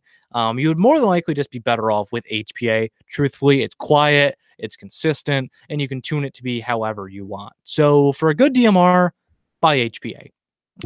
Again, Wolverine Inferno Gen 2, Polar Star F2, whatever engine that you prefer out there. So let's see what else is out there. And thank you guys again for submitting questions. Um, would I come out to a private game hosted by a team? That depends where it is. I mean, if it's like 10 hours away, maybe not. The way that I kind of choose what event promoters I want to go to is one, can my friends attend? Because I think that one of the most enjoyable things about airsoft for me is my friends, and being with them is the most enjoyable part of my hobby for me. But as well, what's the AO going to be like? Is it urban? Is it indoor? Am I pretty much going to be completely outgunned if I don't have night vision, like where Op 34 is with the American Milsim games? It's like a night vision user's paradise, from what I've heard. So would I go out to a game? I can't answer that without knowing more about it. I know you've asked that question a few times. I've been trying to get to it, but I truthfully I don't know. Typically I don't like to go to private games or things like that, because typically they don't have insurance or they're not run as good as other events. I'm not saying that because you're hosting a private event, it's going to be a bad event. Just that's just the experience that I've had in the past. So would I go to a private event? I don't really know, truthfully. Let's see what other questions are out there. Um, Zixon, I hope I pronounced that right. I am looking into gas SMGs and I don't know people with much experience. Do I have any recommendations? I would look into the KWA and the VFC MP7. They both have their own distinct problems, though. The KWA has a tendency for the bodies to crack above the rear body pin. That is just something that has been happening since they came out. And VFC, I've just heard some inconsistencies with them, but MP7s are really cool. You have things like the KWA KMP9. I generally think that KWA makes great gas blowback guns, with the exception of the LM4. I'm really not a fan of the LM4 personally, but like the Mac 11 from KWA, the KMP9 I've thought about buying a few times, the MP7s. But then other gas airsoft guns that are SMGs, there isn't too many options out there. You have like the WeTech Apache MP5s. Those are an option. WeTech has a fair amount of support. But truthfully, the most common gas blowback submachine gun that I see out there is, the MP7, or if someone builds like a stubby M4, which I'm going to kind of count for today's video. But unfortunately, I don't use gas blowback enough to truly answer this question in a way that I'd be satisfied with myself. So I apologize about that. And let's see. Let's see what else you got. Oh, what do you prefer? AEG, gas blowback, or HPA? AEGs. Most of my guns are AEGs. That could change with the Wolverine MTW coming out, because what I plan on doing with that is when they release it, I want to buy the Wraith stock. However, and that's going to be a while away. I got to wait a couple months until the MTW is out. So for the time being, I'm going to use the line and reg, and then I'll have to buy the Wraith once they come out with the specific one for the MTW. But at the moment, I like AEGs the most. While they do have electronics, and electronics can fail, they're consistent, they're affordable, and there's a lot of aftermarket part support. I would love to run more gas blowback. It's just too inconsistent, and the mags are too expensive for myself. I can't justify spending $60 a mag, considering that I only get 40 shots. However, they are cool. Don't get me wrong about that. And every time that I do use a gas blowback airsoft gun, I have fun with it. They're just not as consistent as I would like. I love HPA. I love my HPA airsoft gun that I have a Wolverine Gen 2 Inferno in. Just the tank line and reg can be a little bit cumbersome. So AEG is my preferred. I can put it down if I need to. I'm not, tethered, and I wouldn't be tethered with the Wraith. Just I'm waiting until the MTW Wraith combos come out in a few months. So my preferred platform is AEG by far. However, I do think that mechanical HPA is very fun as well, whether it be HPA tapped high kappas, any other sort of pistols, or like scatter guns, 870s, things like that. I think I think those are fun, and I'd like to try them out some more. However, I don't personally own those airsoft guns. I'm thinking about buying a couple of extended mags for the G19, because I do take WeTech magazines.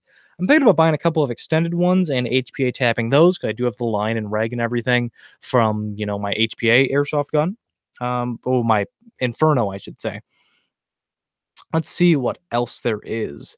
Do you know of any vest or clothing that's light and won't get hot in the Hawaii weather? Because it can get pretty hot out.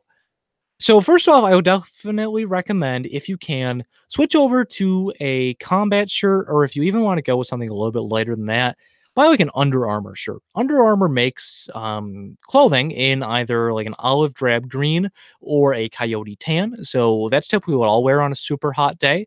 If I go to play airsoft this weekend, again, it's going to be almost 100 degrees with like 70% humidity. That's what I'll be wearing. As for like rigs, avoid plate carriers. I actually did a video on summer airsoft a couple weeks ago, so I'm going to keep this answer a little bit short.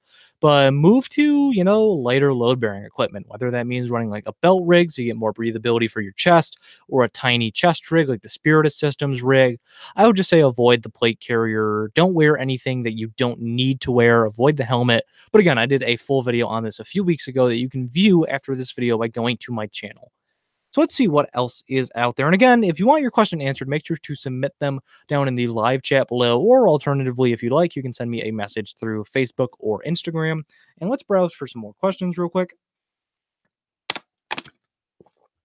What airsoft YouTuber would you say influenced me into starting airsoft the most? Truthfully, I'd have to say Jet and Airsoftology. I can't really pick between either of them because like Jet's videos got me really interested in what airsoft is, and he was like the first person that I ever watched. However, Airsoftology does more reviews and that style of content, and that kind of got me to make the leap and buy equipment and things like that. So both of them are great people. I've had a chance to meet Jet in person. I met him at his game. Very nice guy, down to earth. And I can't wait to see him again at Citadel Assault this month. But yeah, definitely somewhere between Jet and Airsoftology were the people that really got me into this game. I just never like I know that there was a lot of people that do like Scout the Doggy style videos of like third person airsoft gameplay. I've just never been able to get into that sort of thing myself, especially now that I don't watch nearly as much gameplay as I did before I started playing airsoft. Like I really stopped watching gameplay pretty much entirely like a year ago. I just play airsoft enough now that I don't need to watch other people play gameplay. And a lot of content creators out there just kind of do like the clickbait cheater type videos. But yeah, definitely Jet and Airsoftology are heavily what got me into airsoft, and I definitely draw inspiration from them even today in the content that I produce. So let's see what is out there. Um, Someone's asking about budget snipers. Don't buy a budget sniper rifle. That probably sucks to hear. However, budget sniper rifles are bad. There's a reason why they're inexpensive. You're not going to get the performance that you're seeing guys out there like the Swamp Sniper or Navrich or Jet. You're not going to see the performance that they're getting out of an $80 sniper rifle. There's a reason why the SSG 24 is like $500 plus dollars. I've never actually shopped for one because I don't like sniping, but you need a good rifle to be effective with airsoft sniping. It's definitely one of the hardest ways to play the game, in my personal opinion. And while I personally like a challenge in airsoft, it's why I run mid caps. You need a good platform. So we talked about this a little bit earlier. You're going to want a Navrich gun or a really built up Bar 10 or VSR 10. And you can use the JG as a starting platform, just don't leave it stock. Or you're going to need an HPA like a Wolverine Airsoft Bolt. But again, you're going to want a good barrel and hop up for any of these airsoft guns. And if you're doing something that isn't HPA powered, you're going to really need to upgrade it internally. But my thoughts on budget sniper rifles is that they're kind of just trying to get a cash grab from newer players. I don't think it's super healthy for the hobby. And overall, I think that they're just a waste of money. Even though they're typically like $100, they're just bad guns. And considering how happy I was with my Lancer Tactical M4, which was $30 more than most budget sniper rifles, I would much rather buy that. And when new people want to get into this hobby and they ask me, well, what budget sniper rifle should I buy? I want to get into this hobby and I want to be like Knowledge. I'm going to say, hey, man, I know his videos are really cool. Buy an M4 because you're going to have a much more enjoyable time. You're not going to have to, I see a lot of people out there who are younger kids and they can't even pull the bolt back because the spring's too heavy. And that just leads to a bad time. And that leads to them getting out of airsoft because they don't enjoy it. They're like, well, why aren't I doing as good as an average? I mean, why aren't I getting 40 kills a game with a bolt action sniper rifle? And another thing with sniper rifles, you got to have good ammo. You got to be feeding your guns good BBs, or else they're going to be going all over the place. You're not going to get that nice, solid, just you're not going to be getting that with poor BBs and a bad sniper rifle. So my thoughts on budget sniper rifles, avoid them at all cost. And let's see what is out there. So Speed QB wanted to add that you can use a budget as a platform to upgrade instead of just buying the VSR from Tokyo Marui. That is totally acceptable. like, because they are the same spec. You could buy a JG body and put TM spec upgrade parts in there. However, I guess the point that I'm trying to make is that you can't just leave it as a stock JG and expect to be doing really good with it. You're still going to want to upgrade it. You don't need to buy the VSR10 body. However, you don't need to buy the TM. However, no matter what you're going to want to buy, you're going to want to upgrade it with at least a better hop up or a better barrel, depending on what brand and model that you buy. Let's see what else is in there. You can't know my name. Ask, what's a good budget CQB gun? That's a pretty open-ended question. There are a lot of them nowadays. For me, a CQB gun is anything with less than a 16-inch barrel, which is like every airsoft gun that exists. Do you want a pistol? Do you want a rifle? Can't really help without that sort of information. So I guess I'm going to go back to the pretty standard question for today's video: VFC Avalon or Crytek. All right, guys. Let's see what else you are submitting down in those comments, or down in the chat below. Excuse me. Pistols versus rifles. I'm a rifle guy. I'd like to try playing with pistols more. However, I've just always preferred rifles. There are people out there who pretty much exclusively run pistols, especially guys with like high kappas. However, I just like rifles more. It's just what I enjoy. However, I would definitely love to get into using high kappas only and things like that. I just think that it'd be a fun challenge, especially if I'm using like the 50-round magazine rather than a Tapazine, because part of what I enjoy about airsoft is a challenge. I don't want to be in a situation where I have like a god gun compared to everyone else, because that's just no fun. While it makes for good footage and good gameplay, I like a challenge in airsoft. If I'm dying, I'm doing something that warranted it. Like I'm running into a building and trying to get people, or I'm doing some stupid push with a bunch of guys. That's just what I enjoy about airsoft, is the challenge. So I guess by that definition, I should be using a pistol exclusively, even outdoors. However, I just prefer a rifle. I find them to be the most consistent. But I would like to try using a high kappa only one day. Just for me personally, I prefer the feel of a rifle, because again, they are consistent because I like AEGs. And let's see what else. Oh, yeah, you can use revolvers and pistols and things like that in CQB, because you do have significantly more, you have a lot more range of motion, because if you need to, it's not like a rifle where, you have that full 16-inch barrel and you're stuck with that. With a handgun, because you have like a 6-inch barrel, if you need to bring it closer to your face, that is a possibility. So there are games that I like to run pistol only. Just I prefer to use my rifle myself. However, running pistols only is a very effective scenario in very urban environments and things like that, where you're not shooting over 75 feet most of the time, because you have to remember, every airsoft gun essentially shoots 50 BMG. If you hit them once, they're dead with any gun out there. So the actual caliber and things like that in real life have no effect on the airsoft gun's performance in airsoft. There are very reliable guns in the real world, but reliability does not transfer over to BB wars, obviously. So yeah, pistols are very, very valid tactic for indoor only, and I'd like to experiment with that more in the future, probably with the Elite Force gun once I turn it into a roll-in special. So let's just see what else we've got here in the live chat. And again, if you want to submit your questions, you can just submit them down in the live chat on Facebook or on Instagram. However, we have a question from Nicholas. Do I like the amoebas? I don't really like them. I think they're not very aesthetically pleasing, and that's like the first thing I think about when I buy an airsoft gun, which is backwards priorities. But hear me out. Again, I'm not looking for airsoft guns in that price range myself, just because I already own a vast collection of airsoft guns.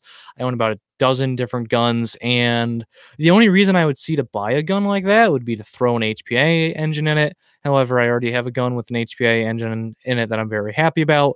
The Wolverine MTW is coming out. So personally, I don't like the amoebas. I just don't really like the aesthetic. However, if you like it and that's what's in your price range, that's affordable, go for it. Who am I to stop you? So again, guys, let's check that chat for what you guys are submitting and things like that. Looking through there, Superior Flannel asks, my preference between the Wii or the KWA P226. I own a KJW, so I'm just going to put this as like TM spec versus KWA, just to kind of mangle your question. I have loved my TM spec P226. I've owned it I've owned it for like just as long as I've been running the channel, so about 3.5 to 4 years, and it's yet to fail on me. I've yet to have anything break besides magazines, and I've been very happy with it. But at the same time, the KWA NS2 system is a very good system. It's a very snappy system. While I haven't used the KWA 226, I have a lot of experience with the KWA M9s with their 1911s. So I am a fan of the NS2 system. I just wish that KWA did a little bit more with it. I wish that the mags weren't $70 a pop. But overall, I would definitely recommend picking up the like a KJW or a TM 226 just because there's more parts support. While the 226s don't have a huge amount of parts support, like the high kappas or the Glocks, they still have some parts support. So if you need to replace a part, that is possible versus with KWA, if you break something, pretty much have to buy a brand new airsoft gun at that point because they don't have the best part support. Unless you buy one of the KWA guns that's made by Elite Force, they have good part support, like the MP7, for instance. However, I've noticed that Elite Force is starting to bring in less and less KWA models into the lineup. They're going more with VFC for their gas blowbacks. But overall, I would definitely recommend going with a TM spec 226, or even like the two. I know WeTech makes a 229. I think TM might make them as well. Um, let's see what else is here in the chat. Am I doing anything special for the 4th of July? I think the most special thing that I'm doing for Independence Day here in the United States is not going to work, to be completely honest with you. It's just a day off in the middle of the week. I'm going to sit at home, make YouTube videos or edit YouTube videos.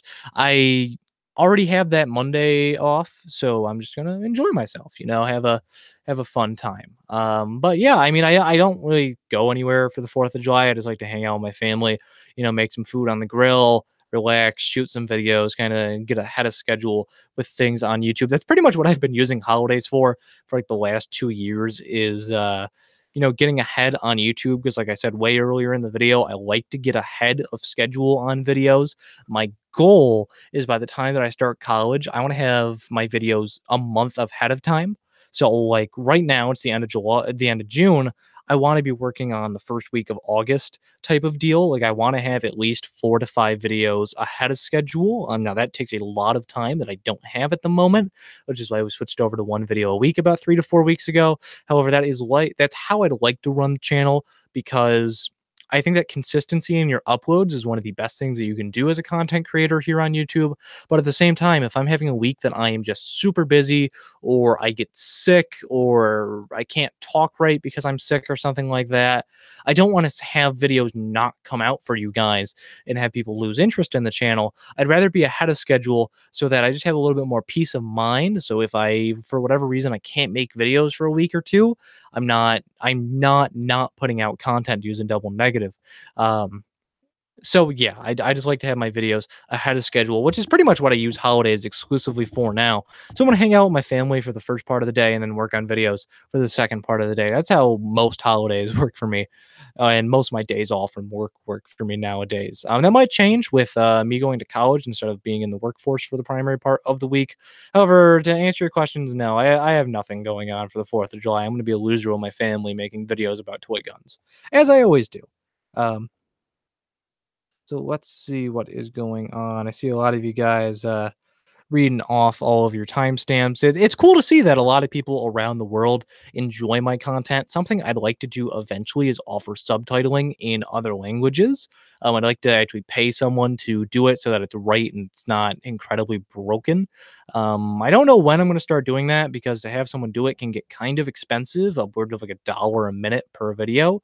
But eventually, I would like to. I'd like to have my video subtitled for other languages. Kind of starting with like what countries that don't speak English watch my videos the most. Like I know I have a lot of people from France who watch my videos. I have a lot of people from countries that speak Spanish that watch my videos. So I'd like to. I'd like to do some subtitling for them as well. But it is neat to see, what countries you guys are from. I'm from the United States. A video I would like to do eventually. I'd love to do a video with the help of you guys talking about different laws and how airsoft is different from country to country, because I could be mistaken, but I believe Germany only allows semi-automatic. If you either know the answer to this or you live in Germany and I'm wrong, make sure to call me out down in the live chat. But I'd love to do a video like that talking about the different restrictions that places have. Like I know Australia doesn't allow airsoft as well. I could be wrong about that, but I'm pretty sure about that one.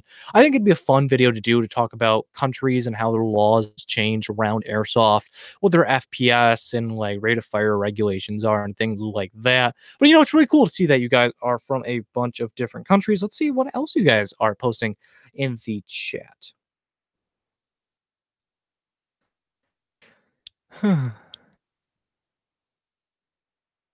Oh god, I just saw something horrible, horrible in the chat. We're not going to discuss that one. Oh, I actually have a question on Facebook again, and this one comes from Mark, and he asked what my other hobbies are outside of airsoft. So again, if you want to submit your own question, it's easiest to submit it down in the live chat. But my other hobbies outside of airsoft, I play a lot of video games. I spend a fair amount of my time editing videos, so we're gonna call that a hobby. However, I do like learning more about YouTube as a platform. I like learning about video and video marketing because that's what I want to do as a career when I when I grow up, let's say jokingly. But yeah, I spend a lot of time learning about video and SEO. That's what I'm going to be going to school for because I want to work with video and video marketing kind of as my career. I've got a project that I am working on now. It's like just past the conceptual stage where I'm starting to actually work on it pretty heavily. That is another YouTube project. It has nothing to do with airsoft. However, yeah, those are just some of my other hobbies that I have outside of airsoft. Other than that, I like to do some running to kind of get in shape. Every once in a while, I do like model airplane flying. I do that with some family members of mine. But yeah, I'm a boring person outside of BB Wars, admittedly. Between video games, video editing, and airsoft, that's pretty much the core of what I do. Pretty much, if it wasn't for my girlfriend, I wouldn't do a lot of things besides those three things. Um, Doc Jake asked if I'll be visiting Buffalo Battleground anytime soon.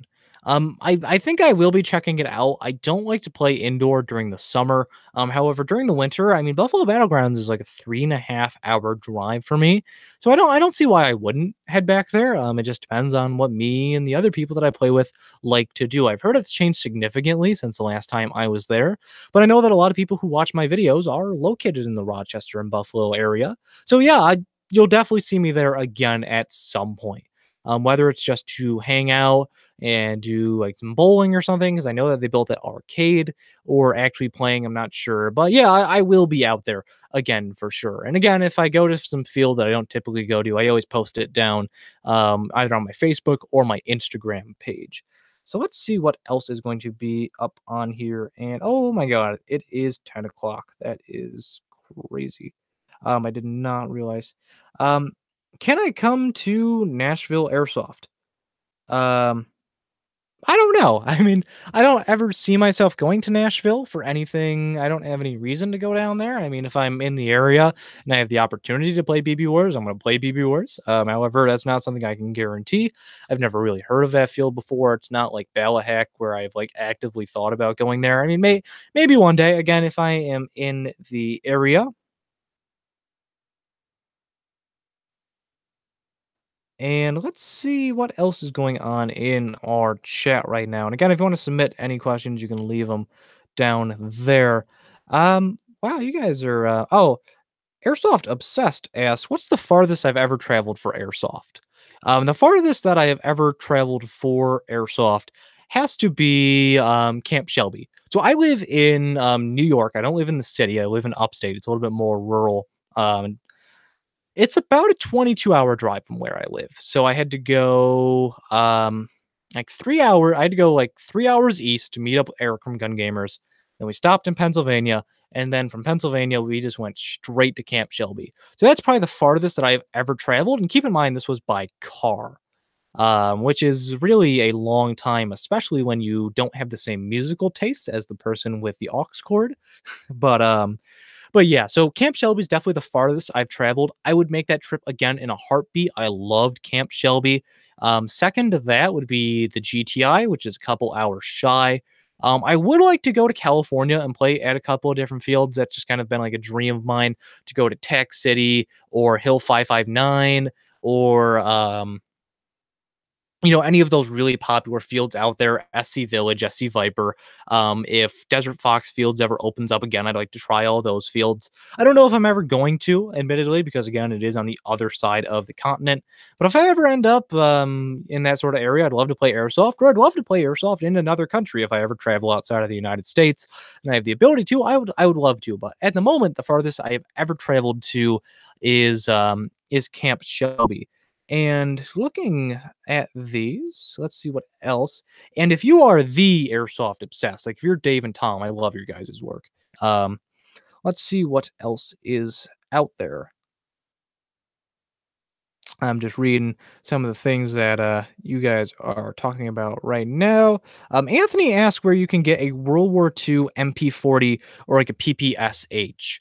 I would say go, assuming you're in the United States. I don't know much about international dealers because I buy from places in the United States. Evike has a lot of that sort of thing. Admittedly, they're kind of the Amazon of airsoft, and while I like to recommend going through local shops as much as possible, typically they're not going to carry an MP40. Something that I am incredibly excited about is I got to see the Elite Force Gas MP40 they're coming out with. That thing's cool. But for like the PPSH, I know Evite carries a lot of that stuff. If you go into like their shop by like categories, you can look at like historical airsoft guns. There's a lot of like bolt action World War II airsoft guns. But at the same time, there are communities of airsofters that do World War II kit out there. Like there's like the Milson West 1945 series, which is all based around that. So there are places to buy World War II airsoft guns. Um, if you're looking for the gear, there's a place out of like Oklahoma or Kansas called Man the Line, I believe. They carry a lot of Allied and Axis stuff. So if you're looking to get into World War II airsoft, it definitely does exist here in the United States. It's not as popular as I've seen in other countries. But yeah, I mean, I for the guns, I would try Evike. I just don't think that many local shops are going to be carrying PPSHs or grease guns or any period correct platforms out there. But Evike's always a good start. They carry practically everything out there that could possibly exist. Yeah, Doc Jake, you are absolutely right. It's like when you say I live in New York, they're like, "Oh, you live in the city. That's so cool." No, I live in a pretty populated city. However, we don't have a million people in the city, and like 20 miles in any direction is farmland. So yeah, I for reference, I live near the state fair. Um, but yeah, it's always interesting when you say, "Yeah, I live from New York," and they're like, "Oh, well, like what borough are you from?" I'm like, none of them. I've been to New York City like 3 times in my life, and every single time was to go see a Yankees game because me and my father are huge, huge Yankees fans." Um, but yeah, I truthfully I don't like the city. Like I don't mind crowds, but that's just on a whole another level for me. I don't really like New York City. I don't really like most of downstate, truthfully. Um, let's see. What is your favorite airsoft store? Typically, I always like to buy from local stores because as someone who has owned an airsoft store before, it's a tough business to say the least. Airsoft is not the business you want to get into if you're looking to make a ton of money. So I try to shop local whenever I can. However, if I need to buy something that my local shop just doesn't carry, I like to go through Amped Airsoft because they've always been good to me and they are local-ish. They're in Pittsburgh. And again, I live in one state over in New York. However, if they don't have it, typically I'll go to GI or Evike. But truthfully, I've had great experiences with a lot of different retailers, whether it be Fox Airsoft, Airsoft Atlanta, or even overseas people to get some of the interesting things, like Red Wolf, eHobby, Shooter CB. That's more gear. Um, so yeah, I don't really have a preference for a store. Like I said, typically I try to buy local, but if I can't, typically, I'll pick whoever would be the closest to me because typically I want to get it for that weekend. So typically that ends up being Amped Airsoft, who easily have the best marketing department in Airsoft. Absolute meme lords over there at Amped. But yeah, I don't really have a favorite. I just try to buy from smaller shops if possible. If not, one of the couple major brands out there. I typically don't have any loyalty or anything like that. It's pretty much just, who has the best deal out there. So let's see what else is out there. And it is getting a little bit late, so we're going to start to wrap this up. This went a little bit longer than I expected. And let's see what else is in here. What is my thoughts on the LCT? Oh, no, actually, that's just a question on how I feel about the LCT PP19. It's got the same gearbox as the one I own now. I like that. The magazines are a little bit hard to come by. They have a small capacity, so I wouldn't buy it. I wouldn't buy it, but that's also not the type of Russian kit I want to do. And let's see what else is in there. If you have an AEG as a primary, do you recommend a secondary for outdoor gameplay? Yes, because if you have an AEG that has a minimum engagement distance, you need a pistol in most of those fields. Or if you just I like to use my Glock because again it shoots a low FPS, which is funny because my Mark 18 actually shoots a lower FPS. I kind of use this as the within 15 feet gun just because I don't want to be that guy. I've been shot super up close and it generally is a poor experience. So I just don't like that. So I kind of just use it as like the up close and personal, like mercy gun. But I definitely it depends on where you play because if you're at a field that is incredibly wooded and it isn't very urban, you really don't need a pistol because you're probably never going to get close enough to someone to warrant it. However, if you're at a outdoor field that is more urbanized, there's more buildings, there are distinct advantages to having a handgun. And I like using my handgun because I like that it's gas blowback, so I use it probably more than I should and at some shots that I shouldn't be taking with it that I could easily get with my rifle, but I want to challenge myself a little bit. But yeah, I mean, I did a video last year talking about how I think that airsoft pistols are kind of bad, with the exception of like souped up high kappas or G series pistols. And I said that like all of last year I didn't carry a handgun pretty much, from like March or May all the way to October. I didn't carry a handgun just to see what it would be like. And I didn't really notice too much of a change in my gameplay. However, now that I have been carrying either my Glock or my 226, it just gives you more possibilities. It's not a lot of added weight. And if you have a system that like natively supports it in a way that is comfortable, like either like a Safariland holster, any sort of Kydex, because nylon holsters are just garbage. So if you have a nice Kydex holster for it, if you have an easy way of holding magazines, like I have like my Spiritus Systems chest rig or my Mayflower chest rig, they have built-in pistol magazine pouches. I don't think it's a waste to carry. I think it's one of those things that if your AEG dies, at least you have something. Like if you're at an event and your AEG dies, but you're in the middle of a firefight, you're not going to have to do that walk of shame right away. You have something to rely on. So at least you can keep going, or if you run out of magazines, you have a backup. So I don't think that pistols are necessarily worthless. I think they can be worth their weight. However, it depends what type of field you play at. Again, if you're at a field where you're probably not getting within 50 feet of people like ever, you'd probably be better off without one. But that's just my personal experience and the way that I have used them. So, anyways, let's just do any. Oh, this is a good one.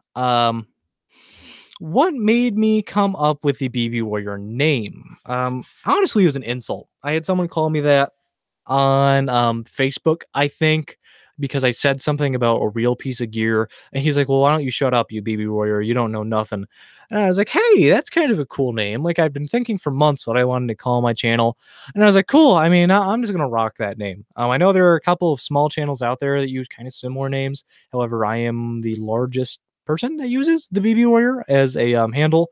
So yeah, that's pretty much my name is an insult, which I find hilarious. But yeah, I mean, it was original. No one else was using it. It wasn't like super generic. Like I wasn't like action, airsoft, adventure, sniper, or USA America guy. I tried to do something that would be a little bit more unique. And I've always thought that starting a project, coming up with a name, is the hardest part. Like I said earlier, as a part of my professional life outside of airsoft, I'm working on a project, and coming up with the name was part of the hardest part about that. When I started up my airsoft store, it took me forever to come up with a name for it. So yeah, I mean, once that guy called me a BB Warrior as an insult, I was like, I'm stealing that. That is going to be my name from now on.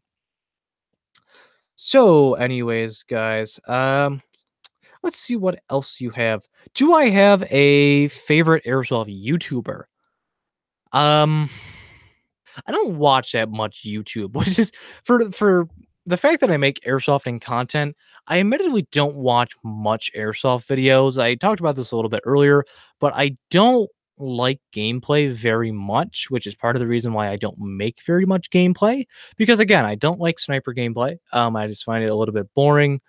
Typically, the only times I'll watch a gameplay is if I'm interested in the gun. But typically, I would say my favorite YouTuber that is in our hobby is probably my buddy Eric over at Gun Gamers, and that's because we're great friends and we do pretty similar content. I enjoy discussion in airsoft. I enjoy very thorough, in-depth reviews, and that's probably part of the reason why Eric and I get along so well, is because we create content that's very similar. We're kind of on the same wavelength on a lot of different issues and topics in airsoft. But besides my buddies over at Gun Gamers, who you should definitely check out, I would say Jet and the Brain Exploder are probably the only gameplay channels that I like really watch anymore. And then I like Airsoftology's videos as well. I mean, you can probably tell I've taken a lot of influence from his channel. Him and Jet were the channels that got me into airsoft. So I kind of understand why I do that. But yeah, I don't really have like a favorite YouTuber. But I watch a lot of different channels. I don't really watch like consecutively, but like the top channels that I watch consecutively are probably Jet, Leah, Airsoftology, and my friends over at Gun Gamers. And you can actually find myself in some Gun Gamers videos. Eric and I have done some collaborations in the past, and we plan on doing even more for you guys. I know that there are a lot of you guys out there that are subscribed to both of us. And if you're not subscribed to any of the channels that I talked about, I would definitely recommend checking them all out. The Brain Exploder creates some great products that I use, and he creates some entertaining gameplay with them. Jet and Leia just make top-notch, highly polished content, whether it's like the vlog style gameplays or the actual like gameplay videos. They both make great content. Great people. But yeah, those are the channels that I enjoy the most. So anyways, guys, oh, another question about gas blowback pistols. Can I use propane instead of green gas and not worry about adding silicone? I would add silicone. The thing about propane is it's kind of like CO2. It's a very dry gas, so it's going to dry out your O-rings and things like that. So you're going to want to add some sort of silicone to it just for proper maintenance. I mean, green gas literally is propane and silicone oil mixed in the bottle, but it's much more expensive. So if you're the type of person that likes to go out and buy the little propane tanks and put the Airsoft Innovations adapter on there, I would definitely recommend putting some sort of silicone oil in there just to make sure that it's lubricating your O-rings. Nothing's going to get dried out, because that will lead to issues with your airsoft guns. So I would not recommend it. I would not recommend using it without silicone oil, but I'd also recommend not overdoing it, because you could gunk stuff up and cause issues that way. There's kind of a fine line. Follow the instructions that came along with your propane adapter. So, guys, I've had a lot of fun doing this. If you guys want to see more live streams, let me know, because I like to do content that I enjoy that you guys enjoy as well. So if you enjoy live streams, I would love to do these more. I don't think I would be replacing an upload with these, but rather just doing them alongside a daily upload. Like today, I uploaded that video on LCT. And then I did a live stream tonight. So if you'd like to see more live streams, definitely let me know, whether if it's in the chat for this video or in the comments or on Facebook, Instagram, any social media platform. If you see me in person at a game, if you enjoy it, let me know, because I would love to do this again. I like interacting with you guys live. And I thought that it was just a fun experience. But we are going to start to wrap this up. It is getting a little bit late, and I've got some stuff to do tomorrow, including making some content for you guys. However, hey, I like that you guys actually do enjoy this. So I guess I want to end this video with a thank you. I've been making videos here for about 3.5, 4 years now, and the first 2 years or so were not very successful. It took me until March of last year to hit 250 subscribers. And then it seemed like overnight my channel blew up. I produced a video called, it was a video about simple tricks that you could use to make yourself better on the airsofting field. And that video was the top recommended video after a couple of Nobrich's videos. And the channel kind of blew up, and it's been steadily growing to where it is now.